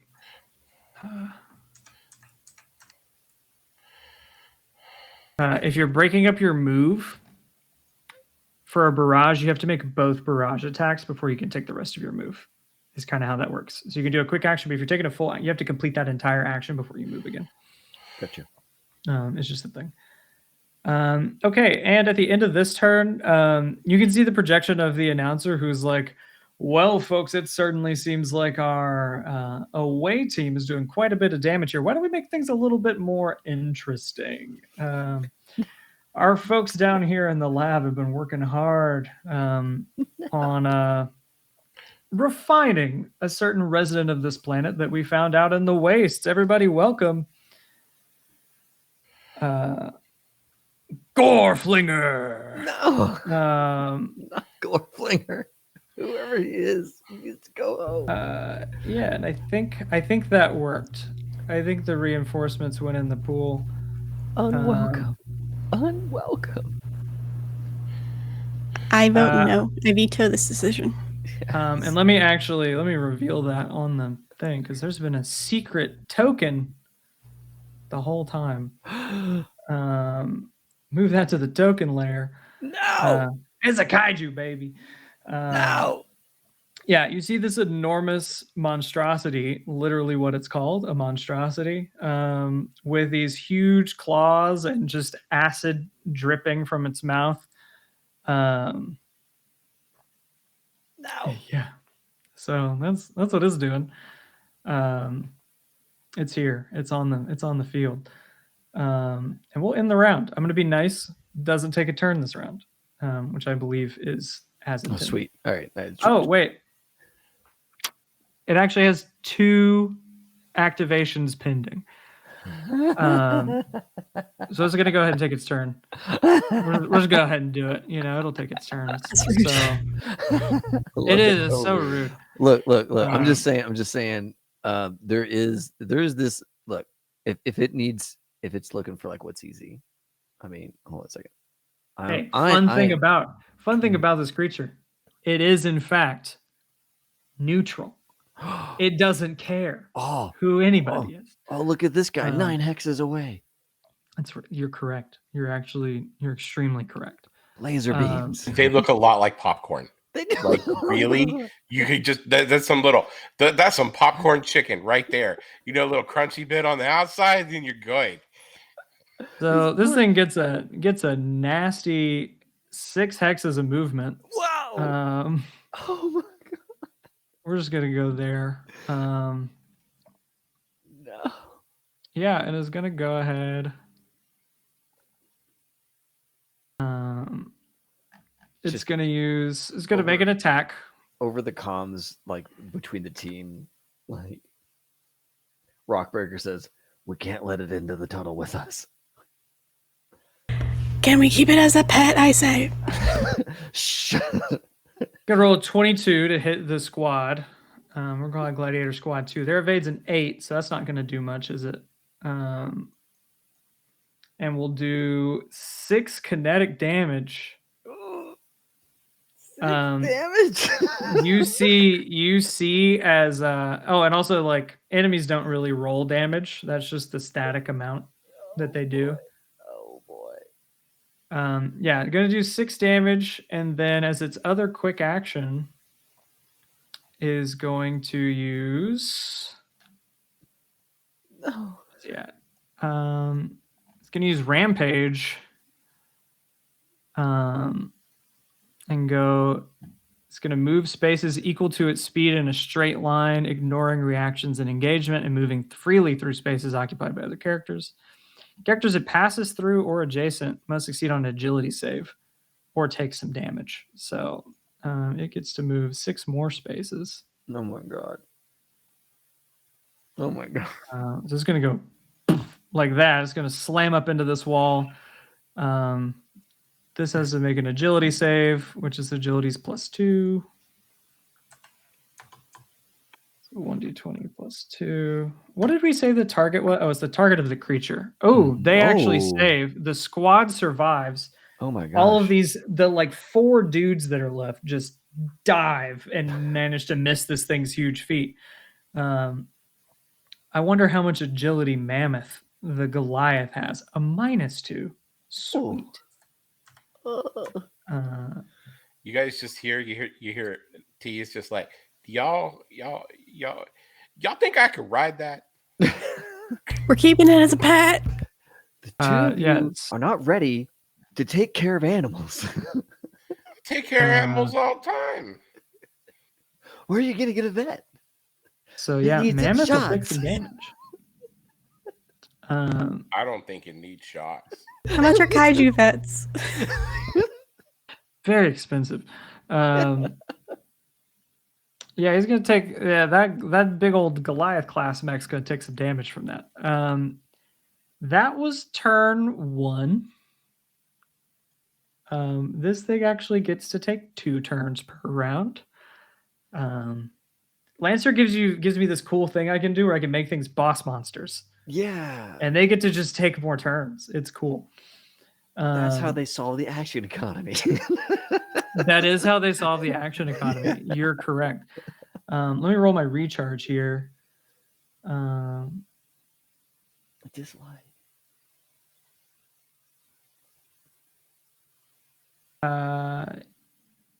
Yeah. Okay. So no, the Rampage doesn't recharge, but it still gets to make 2. Oh, fun. Yeah. So actually, as a full action, this thing's going to use its corrosive bite. So that's a whole save on the part of the Goliath. Hey, aren't you glad you're not the one standing next to it? Isn't that great? I'm very glad. For now. That's a fail. So Mammoth is going to take 4 burn and be shredded, which is a status that you can be. It's a condition that you can have. Shredded until they regain HP. Jeez. So, and that's a full action. So it's all this thing can do other than move. It's going to stay here because it's got a big friend to play with. Let me see what I can add conditions to things, which is nice. Shredded. So yeah, shredded characters don't benefit from armor or resistance, just so you know what's on the table for you. Oh, damn. So that's the end of the turn. End of the round, round 3. Who's up first? I would love to go first. Go for it. Go for it. With this anti-material rifle. While, yeah, if you guys are okay with that, if the team's okay with that. Go for it. Okay, I would very much like to barrage. Okay. So it's 2 attacks with 2 different mounts. Yep. Okay, so anti-material rifle first. I might Who are you still want. shooting? Well, actually, no. Mortar first. Mortar first, because this hex right here between all 3 of them is like the most important hex in the world to hit with a mortar. That's true. Yeah, that's accurate. I'm gonna mortar that spot if I can, and see if I can't break up this suppression that I'm under by damaging my dude. Yes. Come on, big money. Oh, I'm at a +1 because of my fuel injection. I'm at a -1 because of the suppression, right? Correct. Any other pluses or minuses that I'm losing track of? Nope, I think you're good. Okay. All right, here we go. That's a 15 on the die. To hit. That should, let me see. Okay. Target damages the archer. Yeah. 15 to hit. Okay. Oh, that is a 6 on the damage. It's a 6. Or, 6. Right. The 6. Did you? Okay. Yeah.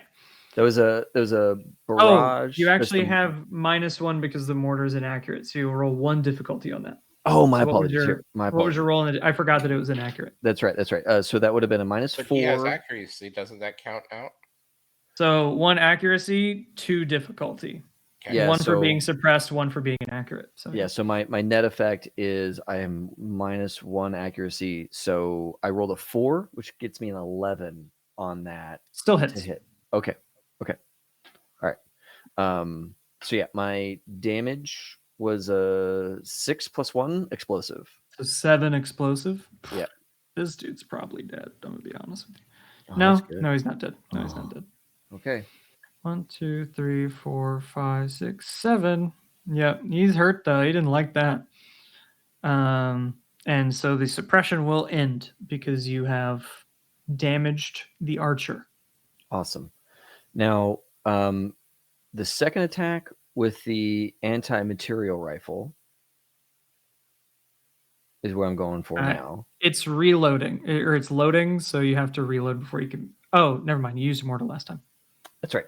I got That's you. right. Yeah, Yep. yeah. I reloaded it last I'm remembering the things. Yep. And so from where I'm at, given how large these things are, can I see them Do I have line of sight? I'd say they'd have soft cover at least. I do think you'd probably have line of sight. Okay, gotcha.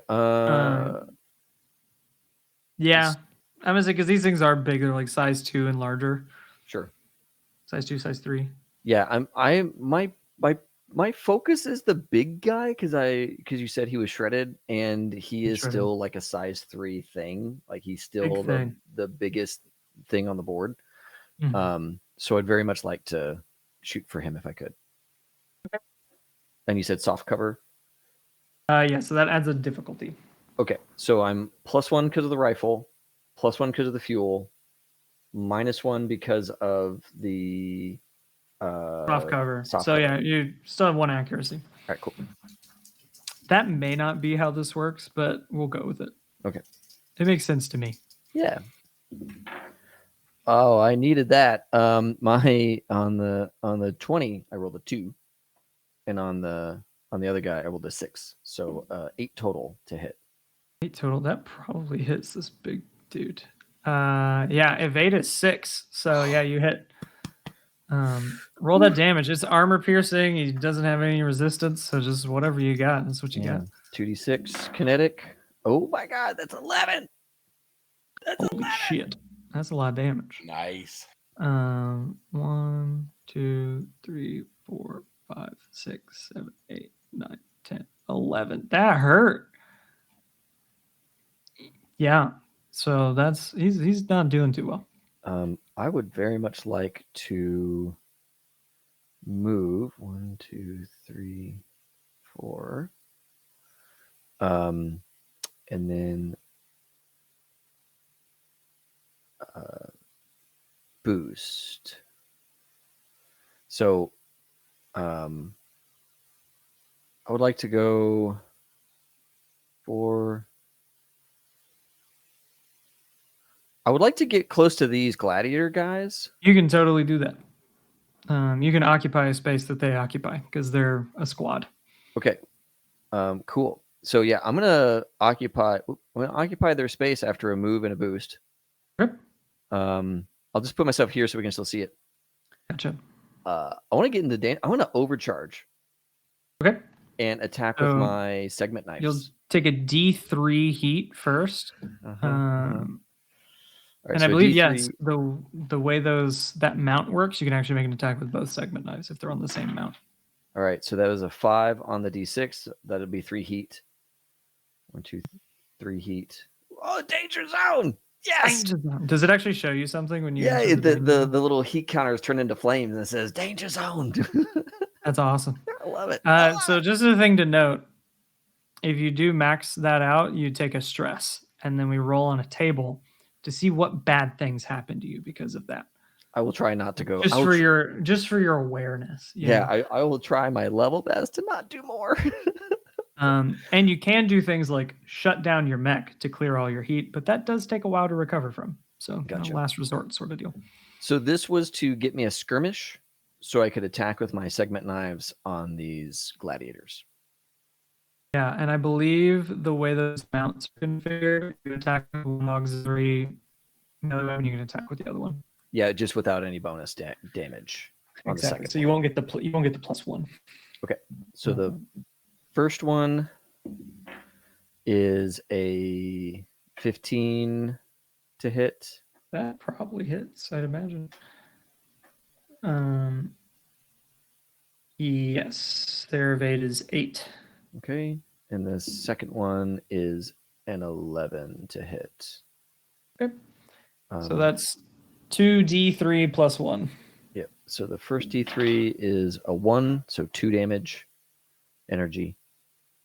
And the second one is 2, so another 1 damage of energy. Yeah, you like 3 of these dudes just get splattered. You just like it is a mech size. It's a knife. Knife, they call it. It's like 6 feet long. You know, it's like just bisecting dudes. So these guys don't deal with heat, right? They're just getting jacked. Yeah, they don't have heat or stress. They're biological, I believe, is the tag Beautiful. on that. Beautiful. So. Well, a couple of them die with a fever, and then we move on. Yeah. You do notice, like, there's 10 of these guys. You're swinging the sword, and, like, you're kind of hitting in between some of them, right? Because they're so small. So you could say they have resistance on damage. Gotcha. Because it's harder to hit them. Yeah. No, I get it. I get it. Okay. Sweet. Thank you. I'm gonna call upon one of my Lancer friends. Well, it's their turn, right? Yeah, but I get to decide who goes next, right? Right. After the enemy goes. Oh, cool. Dope. Okay, cool. Thank you. So you went, your turn's over. This gladiator squad is here is gonna fuck with you. Because they're here. They're just present. right here. Yeah, you see as I believe they can still make 2 quick actions, which would be skirmish. Okay. So their first thing, you see one of them pulls out what looks like a rocket launcher. Oh, sweet. And they're gonna shoot it at you. I think it's still a ranged weapon, so I'm gonna say it probably has a difficulty for being engaged with you. Okay. So that's gonna be 1d20 plus 1 minus 1d6 for the difficulty because they're engaged. So this is 7. Does that beat your? My evasion is a 9. Cool.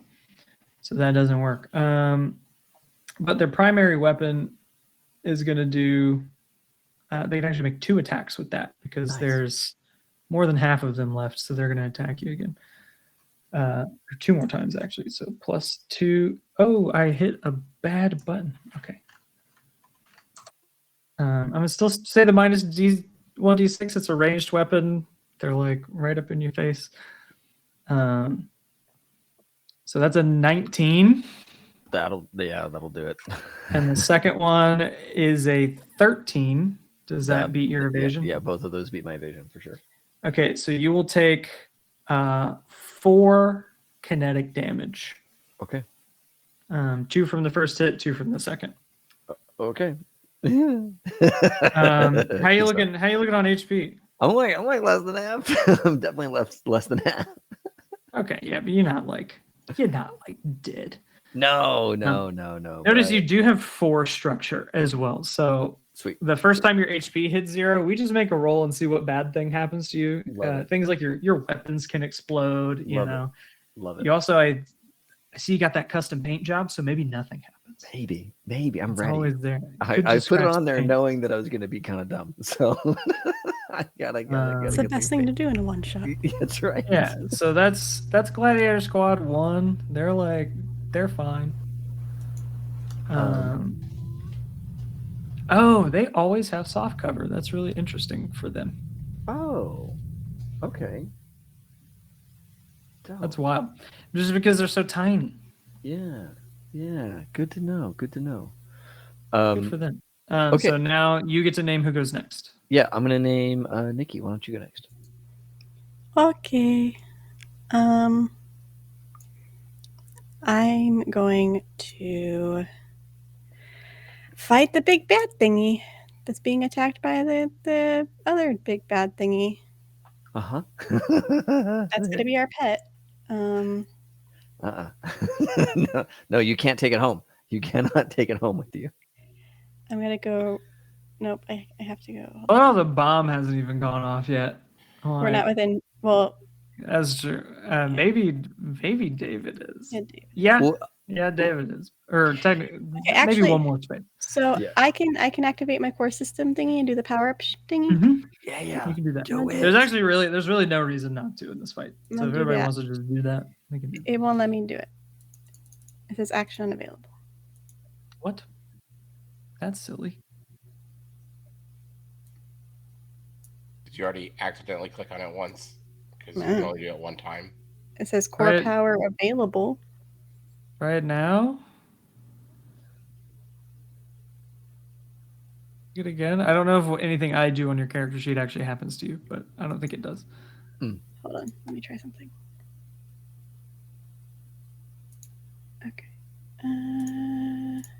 I figured it out. Gotcha. I had to start a new round. Oh yeah. Okay, I activated my core energy. So I will go super fast. I want to boost. You can do that as a free action. So after you move your first, however many you move, you can do that again. Is it a protocol to do the core action thingy? Okay. So 1, 2, 3, 4, 5 will put me there. And then I can see this person within 6. But I'm going to put a turret down. Ooh. Cool. Right there. That's good. Love it. Get that yellow little square turret right there. Just so you know, the turrets don't activate when you hit somebody, only when an allied creature That's fine. or allied character. Like this is if I'm reading that right. Yep. This is within 10 of everybody right now. So Yeah. I should be. It'll be. Wouldn't she be considered an ally of her own? I'm my She own can be- ally. She's an ally of herself. That's something I did. That's one of those little picky wording questions that I don't know the answer to. I mean, it's whenever an ally hits it. So we're talking about the turret at this point in time. So as long as she's an ally of the turret, then it would get the thing, right? I like your Allied character wordsmithing with- there, Mike. I'll take That's it. old Yeah. school rules lawyering, man. I've done Yeah. this in a Yeah. lot of I'll systems. take it. I'll give you that because that's allied. Because there are allied characters, there are enemy characters, and there are neutral characters. I like that. That's probably what it is. Okay, and then I have this thing. I did not mean to hit that button. I was trying to see what the plus did. Oh, I didn't want to do that. Can I undo that? Whatever. I'm going to use my heavy machine gun on the big thing. Yes. So it is inaccurate, Yep. but Plus 1 Yes. difficulty. but plus 1 accuracy because you're turbocharged or what have you. So 0. 11. That beats a 6. Fantastic. Does beat a 6. That was amazing. That was almost the best number I could roll. That is math 15 kinetic damage because I Holy rolled shit. 11 on the die. Yeah, it's gonna hurt. That's Wow. gonna hurt. Wow. And then 3 more because of my turret. True. So that's what, 18 total? 18 damage to the big beast of mech. Mammoth. The mammoth. Yeah, they don't benefit from armor or resistance. It had 9 HP left, so Haha, overkill. big dead. Yeah, NPC destroyed. Damn. This is More huge. turrets mega going blow. like, we're gonna shoot that thing. Never mind. We're gonna shoot. Yeah. Never mind. Just really getting the turrets. Then I have more movement, yeah? I think you just did your first move, so you still have your boost. Yeah. Cool. I'm going to do that and get the fuck away. Yes. Run away from the big hungry monster. He looks angry. Yeah, I mean, like, just full on avoid the go big guy. right here. Yeah. Sure, yeah. 1, 2, 3, 4, 5. I'm just going to duck over here. You Well- can't see me. I'm hidden. Well, you didn't use a quick action to hide, so Quick you action know to you're there. hide. Oh no! do you have one of those left? I don't know. I don't know. I quick use action, overheat. quick action Over- to drop a turret. Quick action. overcharge. You can overcharge if you want to take another Take one. one to heat and hide. I will do it. I will do the thing to quick action.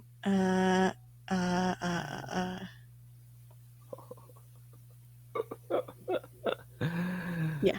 Oh my god. Quick action to do that. Take the 1 heat. I think the only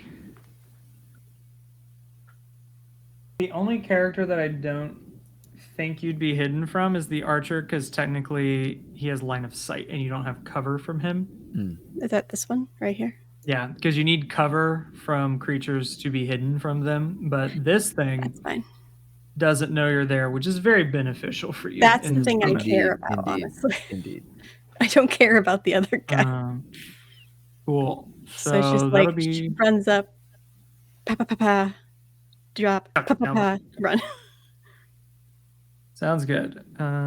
So at the end of your turn, next up's gonna be. Why not? He's got 2 turns. Let's go Goreflinger. What's Goreflinger gonna do? Goreflinger. Yeah, that's his name. Goreflinger. First, I'm gonna roll my recharge. Ooh, okay, that'll do it. It's gonna recharge both of its abilities. Oh, good. Yay. Also burn. Fun thing about burn. That's a different kind of damage we haven't talked about. That's how many points of damage you take at the start of your turn, and it ticks down by 1 every turn. So say you take 4 burn. At the start of your turn, you take 4, and it ticks down. Next turn, you take 3. Oh. Next turn, you take 2. That's cool. And it just keeps adding up. If more people put burn on you, you take more damage. Dude, it's great. That's cool. That's the opposite of cool, David. This is bad. I mean, it's hot. cool for like other It's hot. people. So yeah, this thing can move 6. It lost its chew toy. Chew toy. So it's gonna move here up to this squad because it just really doesn't like them. They're like right there. And is gonna make an attack against them. With the claws. So it gets an accuracy and a +2. So 1d20 +2 plus 1d6. That's a 14. That hits the squad. It does 6 damage. You hate to see it.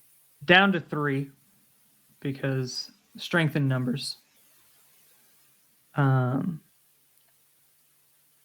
This thing is so scary. I'm so glad it's not attacking us. Yet. So that's one quick action. Second quick action is going to be to Rampage again. So it's going to move up to its speed in a straight line. Yeah, that's good. Actually, we'll do there. So it's going to go bop. I doth protest. So all of these things are going to make an agility save. Gladiator Squad 2 makes 1. It gets a +2. 1d20 +2. That's a 4. This Gladiator Squad dies. It stomps on like the last 2 that are there. They're gone. I probably shouldn't have. They're not mechs, so they don't count as an obstacle. Basically, like when mechs die, it's just a big pile of scrap metal, so you can use it as cover and stuff like that. Oh, cool. Yeah, it literally just the Goliath's in like pieces now because it like ran through it. Father Matanza is a smear. No longer counts as cover. No longer counts as cover. It was half anyway, so it didn't does the Rampage impact the archer since he ran by the archer? It does, yeah. It was adjacent. Dang.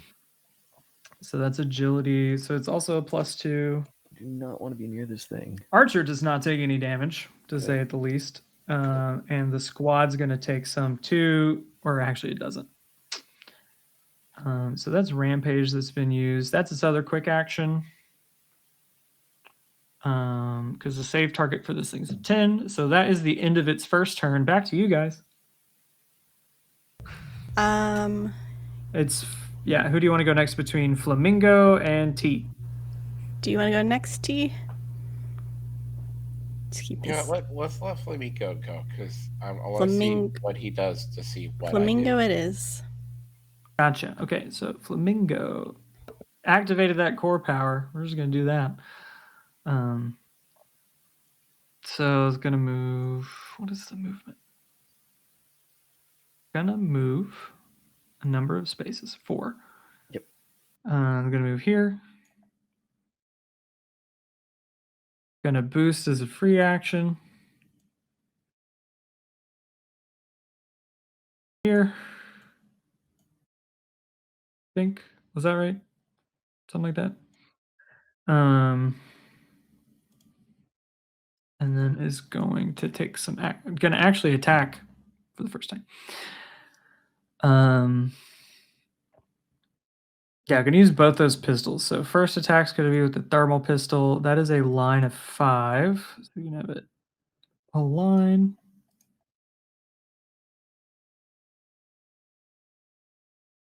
Doesn't get any bonuses to that. So just a d20. Well, it gets a plus a d6. 14 will hit. So Gladiator Squad 1 takes 2 damage.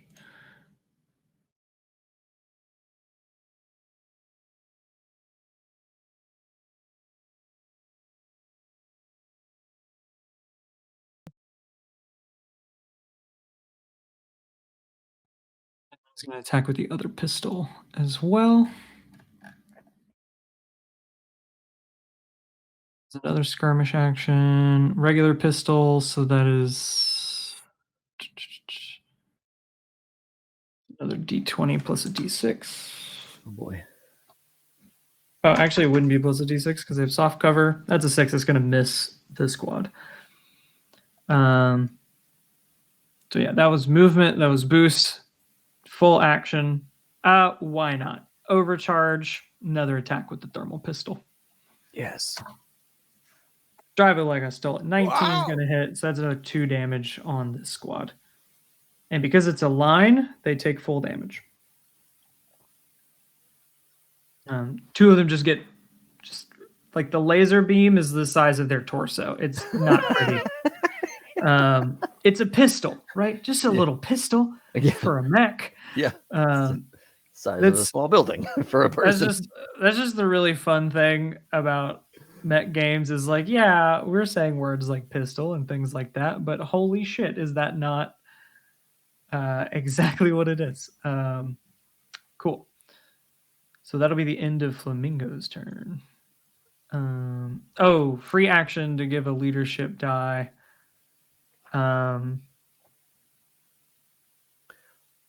I think that Nikki's character is maybe in the spot. Wait, hold on. Mike's character has yet to go. It would be good to give him the I have to let me check the leader. Let me check that free action because it might be that they have to be within sensors, which Mike's character may not be in anymore.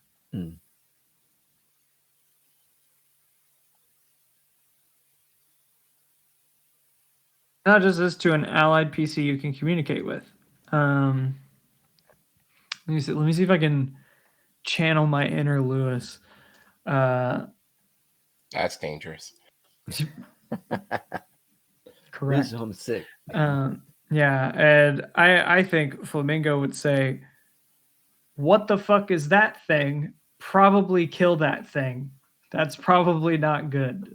So you'll get a leadership die. The last of the 3 leadership dice that Flamingo has to attack the big kaiju, which seems like a sensible course of action to me as well.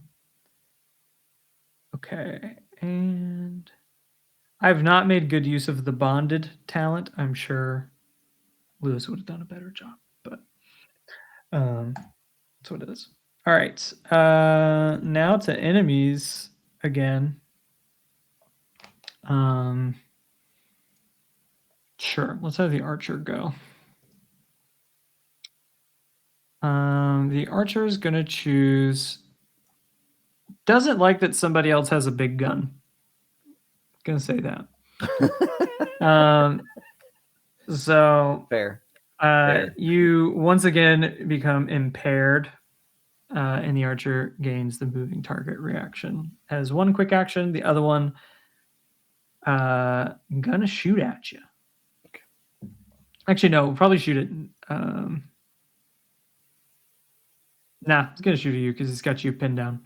Okay. It feels like he's got some reasonable, like maybe some soft cover from.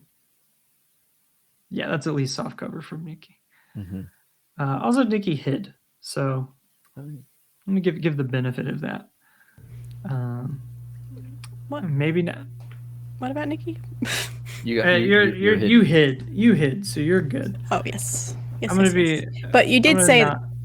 I will be fair. You did say that he could see me, and I knew that when going into the spot. I'm feeling like there's a little bit. I just don't know. I'm kind of waffling on it because it does go through the hex of the cover a little bit. So I don't know if that counts as soft cover or not. I mean, you can make him move 5 feet over closer to that kaiju. Could make him do that. I think he's gonna not do that though. Why? Whatever for. He would have better line of sight. Yeah. So You could also aim for the kaiju. It's a much bigger threat. I think it's just a +2. So And a small 15. Does that hit me? No, it's gonna be David's mech. Yeah, that would hit me. My evasion is a 9. So you will take 5 kinetic damage. Does that zero you out? It does. You know what? I think what I should do is brace. You could do that. I think I'm gonna brace. Because it's like I'm right at 5. That feels like the time to brace. So yeah. So you'll get resistance. So instead you take wait, hold on. When I take structure damage, roll 1d6 and 6. Do I do the custom paint job? Well, I'd have to roll a 6 on the d6. That's really tough to get. I mean, risk it for the biscuit. Let's go. I want to see for the biscuit. I want to see it happen. It is extremely unlikely that you will perish in this combat at this point. But okay. Well, then here I'm gonna roll a d6 to see if I get my my cool paint job. Oh, actually, I can roll a d6 in roll 20 just to make it like up the drama. Yeah, 1d6. Oh, that does not happen. So you will take structure damage. So when you take structure damage, roll me. I believe it is a d6 per structure missing. So it was exactly enough HP to zero me. When you hit 0, you take structure damage. Okay, gotcha. Yeah, it's not additional. It's when it hits 0. Oh, gotcha. Okay, so I roll 1d6 because I took off basically 1 structure. Is that right? Mm-hmm. Okay. I'm double checking that, but I'm pretty sure that's the case. Okay. What did you roll? I rolled a 5. Okay, that's good. That is a glancing blow. Emergency systems kick in and stabilize your mech. However, your mech is impaired until the end of your next turn. Okay. So you can mark the impaired status. Okay. I was already impaired. Does that mess with me? Basically, if you get rid of the impaired from the archer, you're still impaired. Got it. Okay. Because that one just doesn't go away. Okay. Yeah, and I think that's what that is for the structure damage. Okay. Can't find anything that says otherwise.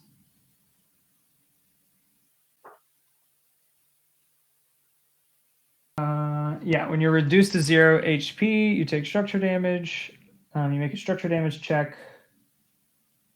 1d6 per point of structure damage marked, including the one that's just been taken. And then you choose the lowest result. Okay. And if you ever roll more than 1-1, bad. Very bad. You pretty much, you're dead. Okay. Your mech is destroyed. The end. Good times. Good times. So yeah, that is the 2 actions of this bad boy. So next up is the only allied character left, T. All right.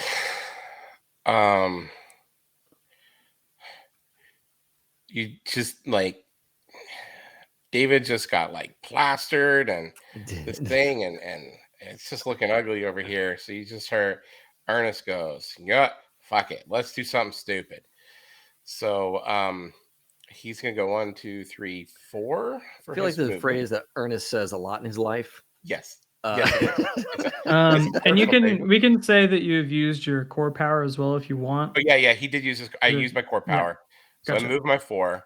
You can boost as a free action if you want to move 4 more. Yeah. 1, 2, 3, 4. What? And then I'm gonna overcharge. Okay. and take 1 point of heat. This is the first time I've done it. And I'm going to move again. And then I'm going to grapple the big guy. No. No. Okay. Yeah. Are you gonna try to ride the kaiju? I'm going to ride it. I'm going to ride it because I'm going to be smaller. I'm going to ride it. No. I'm going to grapple that big stuff. You just hear Ernest goes, y'all get that thing open. I'm going to handle Bessie. No. So roll a melee attack. I changed my music to country music. Yeah. Dueling banjos is what we have now. Oh my God. The evasion on this thing is a 10, so you have to beat a 10. You do have an accuracy because of your thingy. Mm-hmm. I do have an accuracy, and I am attacking the thing that Lewis told me to attack, technically. So you get 2 accuracies. So you'll roll 2 and take the higher number. Okay. Yeah. Let's see. 17 between the two of them. Whoa. Yeah, you're grappling it. For better or worse. Is that what you wanted? Yes. I have grappled. So technically, so what's fun about this is that you are immobilized. I am riding it. When it moves, I You move. cannot move. Yes. That'll be fun. Now, it does break the grapple if it performs a hull check to kick me off. Yep. But it's a big guy, and I'm just up here hanging out. And you could say that I should attack it, but this is a prime shot to turn around and take a shotgun shot at the archer. That's fair.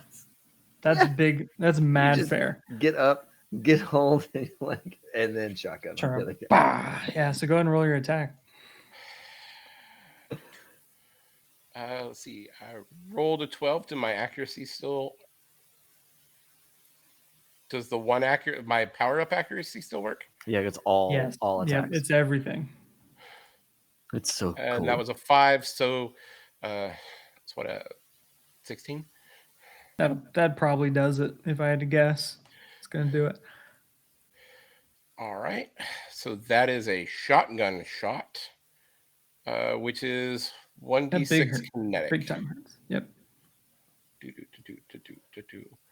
Yeah, and you don't actually take the difficulty for rolling in melee because shotguns also have a threat stat, which is like your melee range stat. So that's a 6 for the damage. Sweet.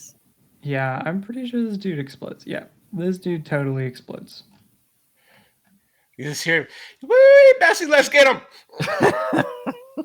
Yeah, you just like shoot a massive hole in the middle of this like archer mech, and there's just like this nice little red drip out of the center of that chassis because there's a soft, squishy person on the inside of there. That backhoe digger arm is just swirling around like a rodeo rider on the back. Perfect. So there's just a squad and Goreflinger left as far as enemies go. But is that the end of your turn? I believe that's all I'm going to do this turn. I think that is probably all you can do. Yeah. All right. Well, Goreflinger's got another turn. He's got a whole nother turn. He's just do that, and he's running out of things to attack that aren't you guys. I'm gonna level with you. Yep. So Look, he's gonna roll. We've put ourselves in this position willingly. Some of us more willingly than others of us. Right. Yeah, he's gonna get that rampage back though, because you roll recharge at the start of your turn, at the start of the round, so you can do it. Oh my god! Just keep doing it. So yeah, we're just gonna go quick action. Oh god! 6 spaces this way, just stampede. Also, your HP goes back to full, David. Oh, that's good. That's you really take good. You take a structure damage, then it goes all the way back. There's a whole other health bar. Oh, that's so I do need you good. to make an agility save though. T, you're coming with because you're riding this thing. Yeehaw. I'm gonna. Technically, you should have to make a save from this rampage. As well, even though you're riding this thing, because it's just going all around. There's like armor plating on this thing's arms and like acids flying out of its mouth. It's a dangerous thing. So, I got a 12 on my. Okay, the target's 10, so you're good. You don't take any damage. Oh, sweet. Flamingo needs to make one though. Take some damage for the first time. I rolled a 3 for my agility. It's hard enough holding on. Right. So you take 4. You take 4 points of kinetic damage. What is the agility's +1 for Easy girl. Okay, Flamingo's good, and the squad meets it, so they're good. They don't take any damage. But T takes a little damage. Okay, that was a quick action. What's he gonna do? I mean, he's probably gonna try to attack the thing that is on top of it, right? Like, what the fuck is this thing, right? I'm not gonna bite you though, because it doesn't make as much sense to me to bite. Technically, I probably could, but I'm not. I'm gonna instead attack you with the claws. He's like one of those snapping turtles, those super long necks that can like whip it around. If you're not careful, that would be horrifying. That would be horrifying. But if that were the case, I don't feel like it would be rampaging across the place. A little too slow for that. That's a 19. I mean, ooh. That's gonna be 6 kinetic damage. Oh, have you taken any so far this combat? I am at 1. Oh, oh. Yeah. Hey guys, I'm at full health still. That is good. That's good. That's so good. Okay, so that's the end of its turn. That was 2 quick actions. Technically, it can move more, but... And the crowd goes wild. Yeah, the crowd is loving this. They're like, what is that thing? You know, they're like, that doesn't even make any sense. I've never seen anything like that. It just merged that squad, and now it's moved on to the other. They're all just a bunch of snacks. Basically, yeah. Okay, that's the end of the round. Wow, the roster getting small. It's you guys, gladiators, and this huge thing. What a shame. Granted, this huge thing can take 2 turns, so still in your favor. Who's up first? I mean, I can get close enough, I think, to make this thing explode. Sure, yeah, that's probably a good thing to do at this point. Yeah. So I think I'm gonna go here, and then I will be 12 away. I need to be 10 away. 10 away, yeah. But that's after you're done moving. Yeah, so I'll do... It'll be like 4 away by the time you get there. So how large will this explosion be? If I'm this close? I'm gonna say probably blast 3. So 1, 2, 3. You'll be good. Okay. I'm gonna move right here then. Cool. So I just zoom super fast as I boost across away from everything and activate the bomb as I turn to shoot at the kaiju. Okay, let's check line of sight on that bad boy. I mean, I can also move right here. I'll give it. Yeah, I'll give it to you. Wherever you want to be. It's up to you. I mean, here it gives me better coverage technically, but he's not really shooting at anything. He's not really shooting at anything. He doesn't worry about cover. It's not really going to make a huge difference. So I'll go here and I'll shoot at the kaiju. Gotcha. Kaiju. Technically, a monstrosity. But the token that came from Retrograde Miniatures, which is where I found or made all of these tokens, is called the kaiju. So that's awesome. Was it a quick action to blow up the bomb? I'll call that a quick tech because you're like activating it. Okay. So heavy machine gun. That might be rude to you, but it's not like you guys are losing. Okay, so you add a difficulty to that, but you have an accuracy, so they cancel out. Should be good to go.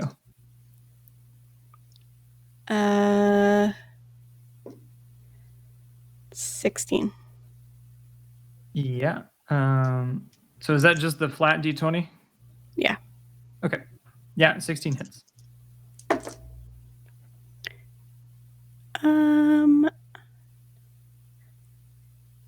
13 damage plus Shit.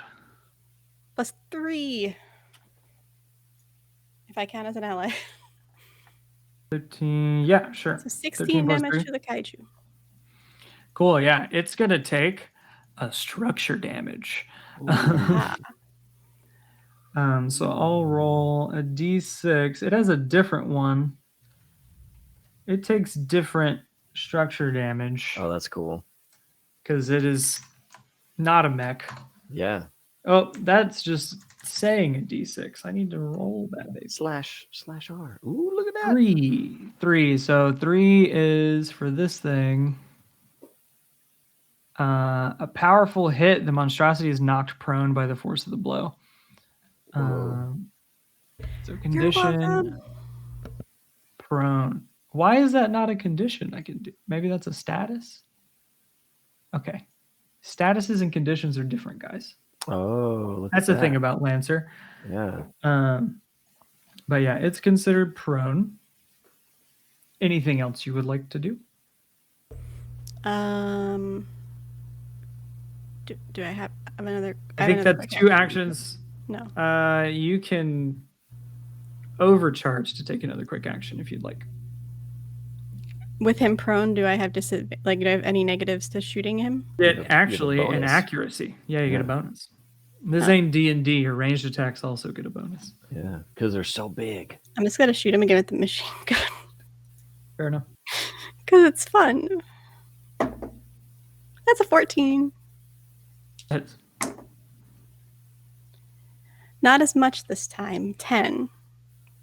10. Okay. And turrets can only do 1 attack. Yeah, I assume I don't have just- another reaction, so. Correct. Well, the turret reaction is once per round anyway, so. And this one is 13 hexes away, so it's too far. Cool. Nice. Yeah. That hurt. This thing doesn't look good. Oh, I need to add a couple back because it's got armor. Okay. Very cool. Anything else? Time to GTFO. Yes. Yeah, you hear the announcer saying, "What's this?" Everyone stay calm because there's like probably a good few in the crowd that were pretty close to that and are like holding their heads because an explosion just happened very close to them. Probably a little bit of the like seating is like collapsing a bit. He's like, "Everybody stay calm. It seems like we have a little bit of a disturbance down here, but don't you worry. We will get this solved."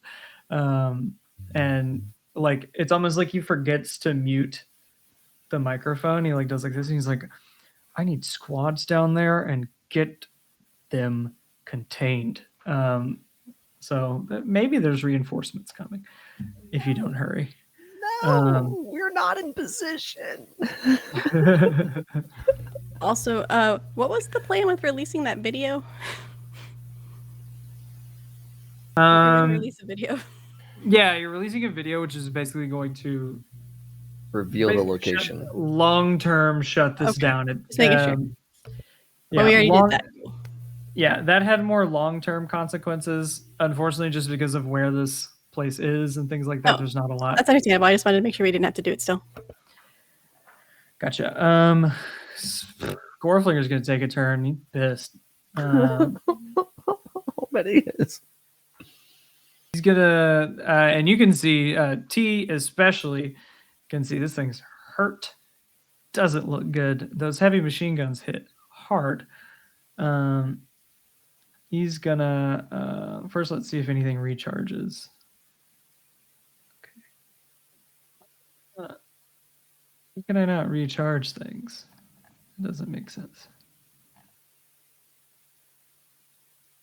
Oh, because it says everything's charged. That's on me. Okay, yes, it does recharge.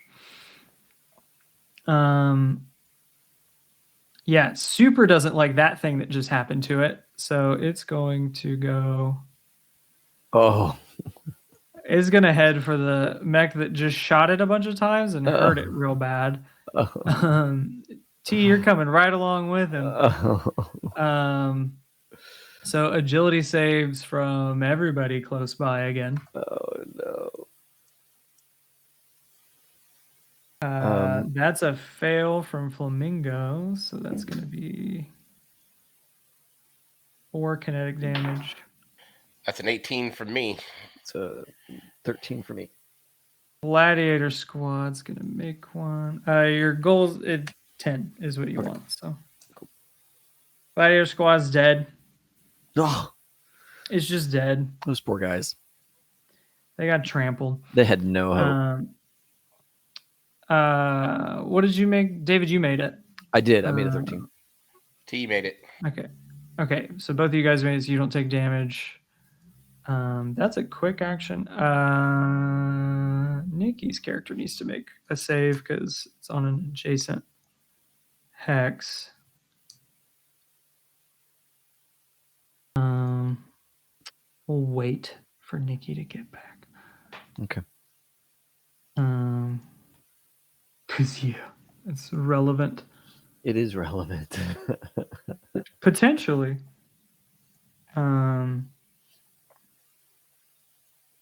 Yeah, very fun stuff. Good old gore flinger. I trusted the book on how difficult to make this. Shouldn't have done that. I should have just added 3 more squads just for fun.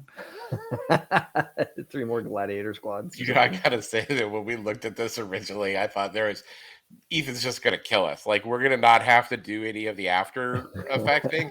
We are not making it through because they all look like massive mechs and all that. I'm like, yeah. So and you added here's the thing in there, and I'm like, whoa, sir, calm yourself. Yes. But so here's the thing. Just like kind of with like that red markets encounter we did that was supposed to be the hardest thing ever, the amount of space you have makes a very big difference. Right. Yep. So this is a fairly large map. It's like 20 something hexes on a side. So that kind of made it more difficult for melee mechs to function. Yep. If you guys had been more melee oriented, it would have been tough. Just period. Totally. And me just moving shit around instead of playing as smart as I could have, because Father Matanza would have been behind the Goliath the entire time, right? Wouldn't have moved up, things like that. But just kind of moving things around and doing stuff is how it goes. Okay, I'm gonna go ahead and roll this attack because this thing's also gonna bite. Use the corrosive bite on Nikki's mech. Tough. It's mad. Yeah. Oh, that's also a hull save, so I guess that doesn't. We'll get him to do both. I'm working.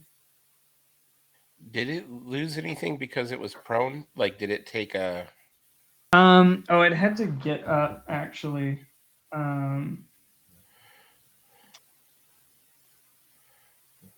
Additionally, prone characters are slow.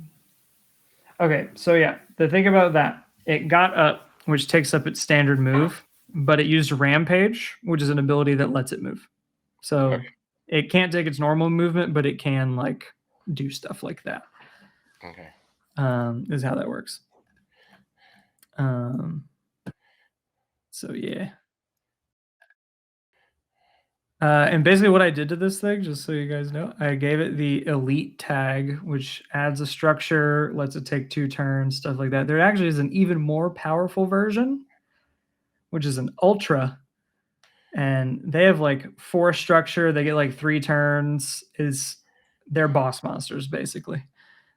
One thing I will say is that, like, we saw when this first loaded in and they explained it, and it's like all of these guys and they have names and they're fancy. They have their fancy mechs, but it's nice to see that your basic mech is just as cool as the fancy mech. Mm-hmm. Like, they may be more specialized and they may have more cool stuff, but yeah, power-wise, you're still okay. Yeah, encounter-wise, the way it works is basically like NPCs. I have a bunch of NPC templates that I can toss out. So Archer, in this case, it was Archer, Berserker, Goliath, and Priest, and Monstrosity, and Squad, right? And Lancer actually encourages you to learn these different types and what they can do and like what to worry about with them. And yeah, but the thing is, they only have one structure. If you zero out their HP, they're dead. I probably could have done 2 per one of you guys, and it still would have been a fairly fair fight. Sure. But yeah, let's see. Okay, we'll harm. Oh, there we go. Okay, hey Nikki, I need you to make some saves. Okay. If you are ready for some saves. First is an agility save. So you'll add your agility, which is 2. And I think Natural also a 20. D6. Ooh. Okay, so you're good on that. Also a hull save. 5. You do get to add a D6, I believe, from the like 10. power. Nice. 10's exactly what you need. Okay, so you're actually good. Nice. But you are shredded. I don't know what that means. You don't get resistance or armor, which I don't think you have either of those things anyway. That's just a thing that happens. Okay, so that's the end of Goreflinger's first turn for the round, God. if it gets to take another one. Who's up next, Nikki? Can I go? Okay, if you want. Wait, I have a move in and stabby thing. Unless, yeah. I want to move in before it dies. I want to move in. Does that it'll help me get closer to the hole? All right. So Rockbreaker is going to I'm going to activate Hunter once per round when attacking with an auxiliary melee weapon. I may fly up to 3 spaces directly towards the targeted thing. I'm exactly 3 hexes from the guy. And I'm going to stabby stab with my 2 segment knives. Cool. And I think your Nuclear Cavalier, it'll do a +2 heat. Yes, it'll kick in. Assuming this thing even deals with heat. I don't know if it does. It doesn't. It has stress, but it doesn't have any heat. There's a thing about that in this book. Okay. I am swinging a... I have +1 because of my fuel, but -1 because I was impaired. Oh, so they take an equivalent amount of energy damage. Okay, cool. Instead of heat. So it'll take 2 additional damage, basically. Okay, so there's a 15 to hit. It sure does. Okay, sweet. So he's going to take 2 heat damage on that. And then the segment knife does 1d3 + 1. It does 2 whole damage. And hold on a second. It also does any damage dice that land on a 1 cause the attacker to take an additional heat damage. Oh, I did not roll a 1 heat die. Okay, so cool. That was the first die. It was the first knife. And then the second knife, also a 15 to hit. And does 2 damage. What do you do to this thing? How do you kill it? It's going down. Oh, well, it takes structure. I'm pretty sure it's out of structure. I don't know. I think when it has 0 structure, it's dead. I'm going to double check because I might have to roll a whole thing and it might get a whole nother. Oh my God. It might get a whole nother like round whole of nother hit health points. bar. That a whole other health bar. No, don't make the boss blinky. Don't make him blinky. As soon as it goes blinking yellow and orange or whatever, like then he's got a whole new list of abilities. You just see words pop up. He supercharges. Yeah. When it's reduced to 0 structure, it's destroyed. So Oh my God. Okay. That's a 0 structure. NPC destroyed. So I would say then that Rockbreaker like flies in and like does like an ice climber situation where like the first knife just buries into like the chest of the thing, and the second knife comes up to like the side of the head as he's like climbing up the monster with his like bladed ice pick Sweet. type things. Yeah. And the thing you see it like kind of try to get up and move. You see like straining, and then it just kind of collapses down and Bessie, falls. no. Yeah, you're no longer grappling the thing. It's dead. And I believe I need to get some movement out of the end of this turn before we leave my turn. so. I'm gonna say there's no more hostile creatures on the field. Okay. And I believe it's reasonable to say with your boosting and everything that you guys can do, you can get there within a few rounds, even Flamingo. So we're gonna say you guys make it out of your tunnel. Sweet. As we're leaving, I flick off the announcers. Yeah, you can see that they're making like calls. They're like, it's pandemonium. And I think because your preparation went so well, we're not going to make like checks and stuff. You guys can leave. You've prepared for this. You know what you're doing. As he's running for the hole, you hear T goes, fast as fast can be. You'll never catch her as T. Then he dives into the hole.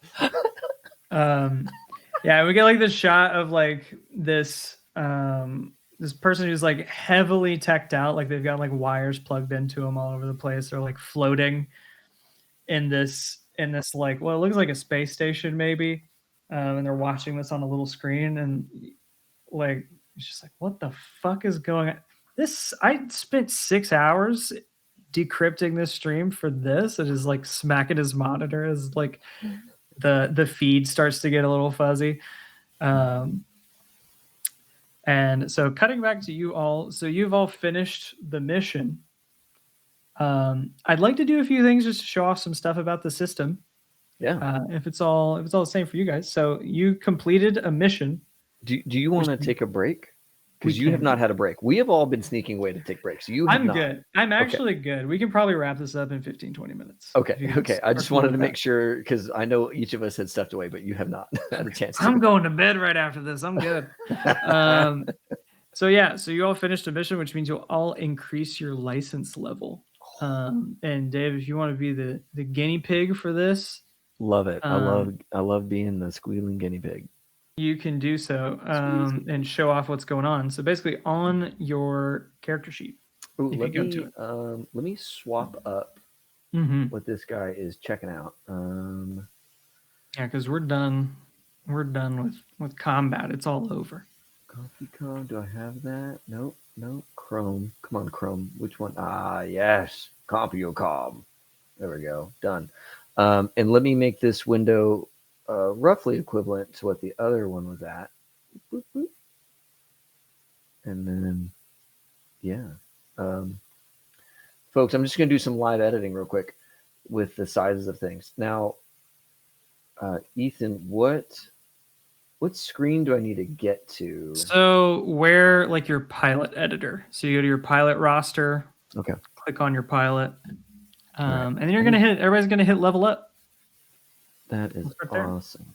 All right, so critical structure compromised. Can't wait to deal with that in a later life.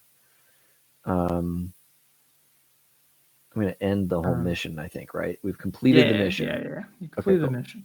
All right, dope. And as a pilot out here on the thing, where am I going? I guess I'm going to go home. Pilot roster. I'm just gonna go back in through the front door like I know to do. Okay. Yep. Cool. There we go. License level up.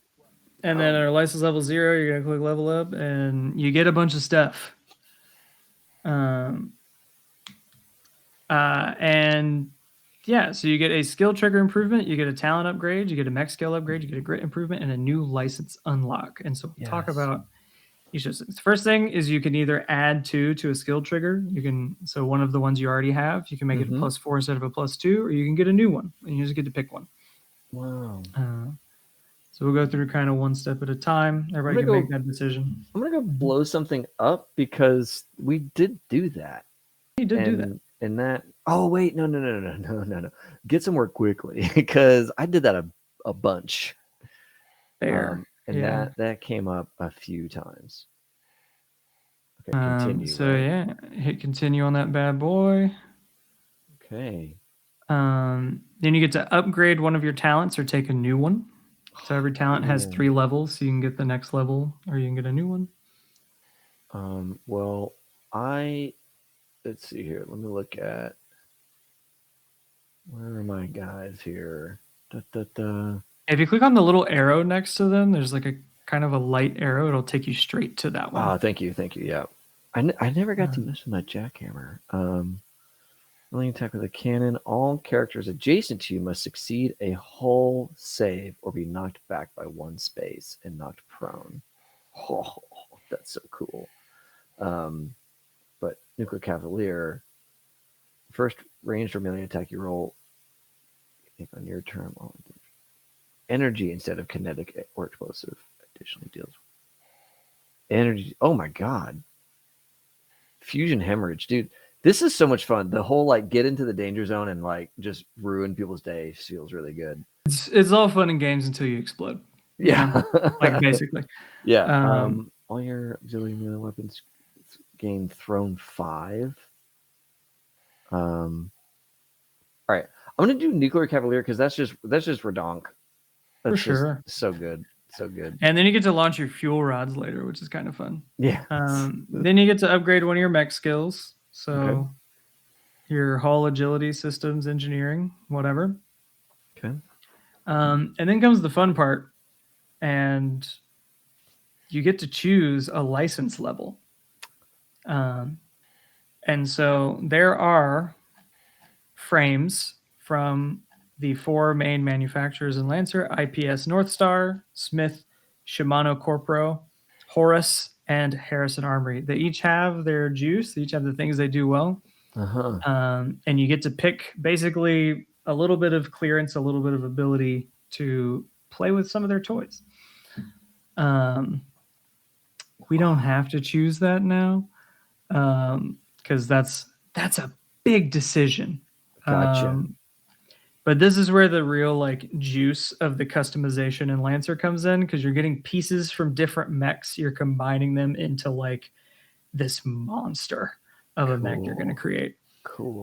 It does take 2 license levels to get the frame. So you're still in your Everest for license level 1, but then license level 2, you get your frame and you get to really start playing with some fire. You don't start with a license level 1? You don't. You guys all started at license level 0, so you just have access to Everest stuff. Mm-hmm. You get your first license after 1. That's cool, dude. And you can also get license levels as things like reserves and bonuses. So like maybe there's a mission you're doing for Smith Shimano Corpro, if you're mercenaries, for example, and they hire you. So they're going to give everybody a license level to the metal mark. So you get everything that comes with license level 1. You get flash charges and reactive weave. You get some additional systems to play with. There's like all kinds of stuff in a campaign that can happen. And so then the Morning Cloak is absolutely wild. North Star, I do think they got that name. I don't know if they directly pulled that from Titanfall, but Titanfall is kind of one of the inspirations for Lancer, so I wouldn't put it past them. Yeah. That's so cool. Yeah. I'll have to look through these. Obviously, I'm not going to pick anything right now because I haven't actually read through these, but these look badass. Yeah. You know, I wasn't going to pick anything either, but I felt compelled to when I saw that one of the skills is called Show Off. And normally I would not have picked that for T, but considering what he's done, I think I'm kind of required to take it. Yeah, you went. You did ride a kaiju. Yes. Honestly, we need to get you the like CompCon files for some of the expansions, because I believe also there's a talent you can get. There's Black Thumb, and it gives you the ability to do something called a Black Thumb Rodeo, where you ride on top of your mech while it's in motion to fix things on it. It's pretty cool. Yes. Yeah, but there's all kinds of mechs with all kinds of roles. It takes a good bit of a there's a lot to deal with there. There's a Gorgon. My God. You're not eligible for a core bonus. Core bonus is basically like that thing you did with the fuel injection is a core bonus. And every Every manufacturer has core bonuses, and they are wild. That's awesome. You can get stuff like the Fomorian frame from IPSN, which makes you size 3. You're just massive. It like ups the size of your mech by 1. You can be enormous. That's awesome. Which isn't always a good thing, but it can be. So the last thing I want you guys to pick once you've done all your level up stuff, or maybe you didn't because this is a one shot, who cares, is go to on your pilot sheet. Once you're license level 1, you should have a bonds tab at the bottom. And bonds are the like playbooks that they added with the newest expansion. And so you basically get to pick what, and they sort of style these as tarot cards. You're going to pick like your archetype. And there's the Harlequin, which is deals with cunning, subterfuge, deceit. The Titan, which is strength, leadership, and force. The Pathfinder, curiosity, exploration, understanding. The Builder, diplomacy, creativity, empathy. The Magus, passion, faith, intuition. The Wolf, precision, coldness, or intimidation. The Fool, perseverance, learning, or sheer dumb luck. And the Broker, which is manipulation, influence, and elegance. So it's like, what is your character as a pilot? What's their vibe? You know? Which one of those do they kind of fall under? And they actually, you can pick narrative powers and things like that give you stuff you can do in narrative play. For example, the Harlequin gets Masquerade. You can always tell if someone's lying, though you don't know the exact nature or extent of their lie. And Gallows Humor, if you break during a session, which is maxing out on your stress, all other characters clear 2 stress because you got stressed out, but you made everybody else laugh. Oh, wow. But do you guys not have the bonds? I did not see a bond when I went through. That may be a expansion thing. You might I get didn't see anything for that. It. That is free. We don't have to cover how to do the thing, but yeah, basically those are playbooks. So just because I did it, Act Unseen or Unheard is now +4. Sweet. And I took the where'd the other thingy go? I took Infiltrator Ambush. When you start your turn hidden, your first attack roll of any type you make sends their target reeling on a hit. Awesome. They must succeed on a hull save or become slowed, impaired, and unable to take reactions. And the mech I got was the Metal Mark. Metal Mark's solid. It's like, it's a good. That's like the that's an SSC mech, isn't it? I don't know. I already picked it on a different page. That's fair. Yeah, that one is kind of like their Spec Ops frame. It's a little stealthy. It's got some cool weapons that goes with it, stuff like that. That's awesome. Yes, that is. And it gets swords. Where can I check out my license that I picked up? Pilot license, tactical profile. Yes. That's your talents. Yes, the licenses is under that. Yes. All right, I'm leaning into this, giving everybody else heat and making them deal with it. Which one did you pick for that? This is the HA Genghis. Oh, the Genghis is good. Yeah, so the Krakatoa thermobaric flamethrower gives him 4 burn energy. It goes in a cone. Yep. And then explosive vents. Yep. And then the explosive vents, I was like, oh yeah, this is definitely right up my alley. Yeah. Yeah. The vents open and unleash a burst of explosion. Or burst 1 explosion. Characters within affected take 2 heat and 2 burn. Oh, it feels good. It feels good. Yeah. The Genghis is a good one. So if you guys haven't noticed just by looking at it, each manufacturer specializes in one of your mech skills. IPSN is going to be really strong on hull. They're going to have all the cool, sturdy frames. SSC is going to be around agility. They got quick quick mechs. Oh, cool.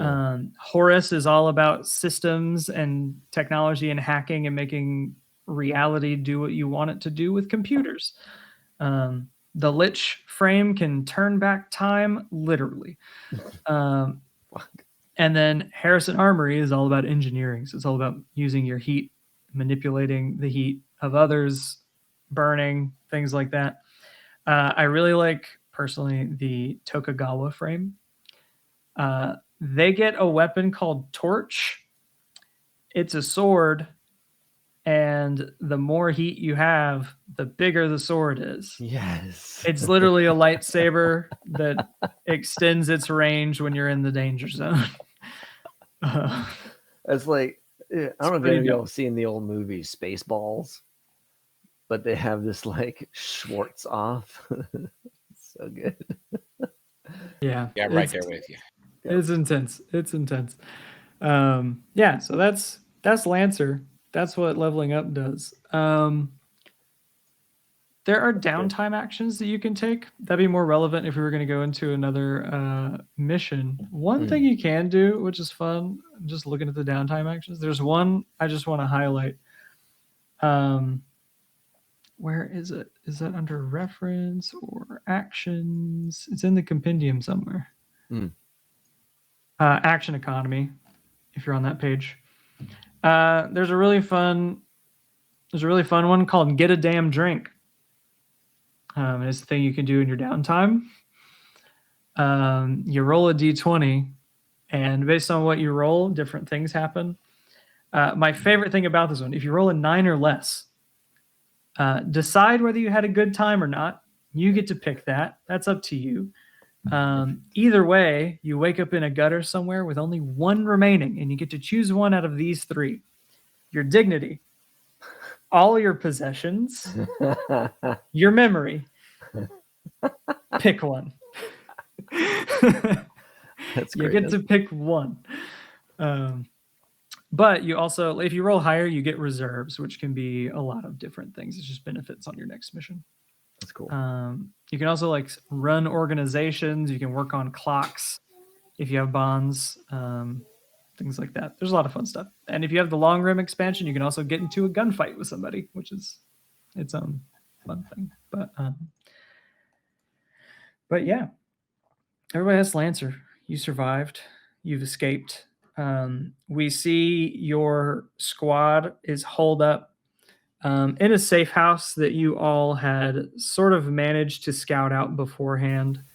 Komiya 4G5 is a metro swath, but it's one that the vast majority of the middle of this metro swath is uninhabited. And so you kind of have free reign of any unoccupied buildings that are there, which there are many. A lot of them are inhabited by squatters, gangs, things of the like. But you all have picked your own small, maybe a warehouse, maybe it's an apartment building with a few floors that are torn out. Either way, that's where you've hidden your mechs. And everybody, we leave you all sitting, looking out over this vast metro swath of the city. You can see the chaos happening around the sports complex, mobilizing drop ships, things like that, as they're looking for you, but Good. Quite literally trying to find a big metal needle in a big metal haystack. So the likelihood's low. And your next move would be yours to determine. That's awesome. That's awesome. And that's where we'll leave it. That's what you guys are out. You did it. Thanks for running. Everything's good. Yeah. Yeah. I hope mech combat is as crunchy as promised. Many things happen in mech combat. Oh yeah. I had fun. I'm glad. That's good. I got to and run. I know. I know Yeah. now I need to make these things harder. I shouldn't believe. We I got mean, I lucky got on out of some there of with these one rules. point, and I know that David lost structure, so I think it's pretty close to what it needed to This be. is also the D&D problem, right? You don't Right. have one encounter days. Right. And honestly, you go by mission. You don't even go by day. Mhm. Like you don't get a full repair until you have like 10 uninterrupted hours to like basically reprint all the pieces of your mech and stuff like that. So Right. an actual mission, say you're playing this on a stream, it might take 5 or 6 streams to do one mission because you've got 2 or 3 combats in there, you've got narrative scenes, you've got rests, you have all these things happening. Right. So yeah, an actual full-blown mission would be much longer, depending on sort of what the vibe is, and there'd be a lot more going on. But it's a lot of fun, dude. Yeah, and then when you choose to spend that special fuel bonus, matters a whole lot because you're like, well, which of the combats do I want to be the? And pretty much every combat would be about that difficulty. Yeah.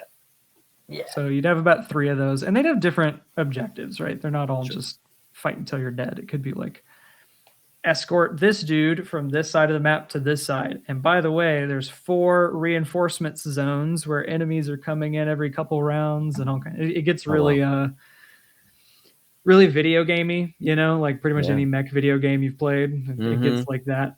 But yeah, it's super fun. You could do a ton with it. But this was a good little. This is what's the basics, right? Yeah. A little survey, but yeah. Hope everybody have fun. And if nobody has anything else, that's all I got. That was really good. Thank you so much. Before we sign off, folks, this has been High Shelf Collective. Of course, we've been playing Lancer all day. Nikki, why don't you tell everybody where they can find you, and then we will find someone to raid. Okay. Since I said earlier where you can find me and all the things I'm doing, you can find me mostly on Beholder to No One on Twitter. And if you're looking for any of the following things, professional GM, TTRPG development writer or editor, podcast consultant, podcaster, streamer, audio editor, producer, or project manager, I'm available for hire. I think that's everything. There you go. Tutorial video person creator. Yes. That's the term. That's not the right phrase, but that's what I'll say. Instructional videos. Yes. Awesome. Well, we're gonna go raid Laugh Love Lindy. They are playing Hampshire Moors, which is a fun little RPG. My buddy or our buddy Wandering DM is in that game, so I love raiding them when we get a chance. And so we're gonna send them some love. So everybody, thanks a ton for watching and playing along with us as we do some Lancer. And as always, have fun and play well.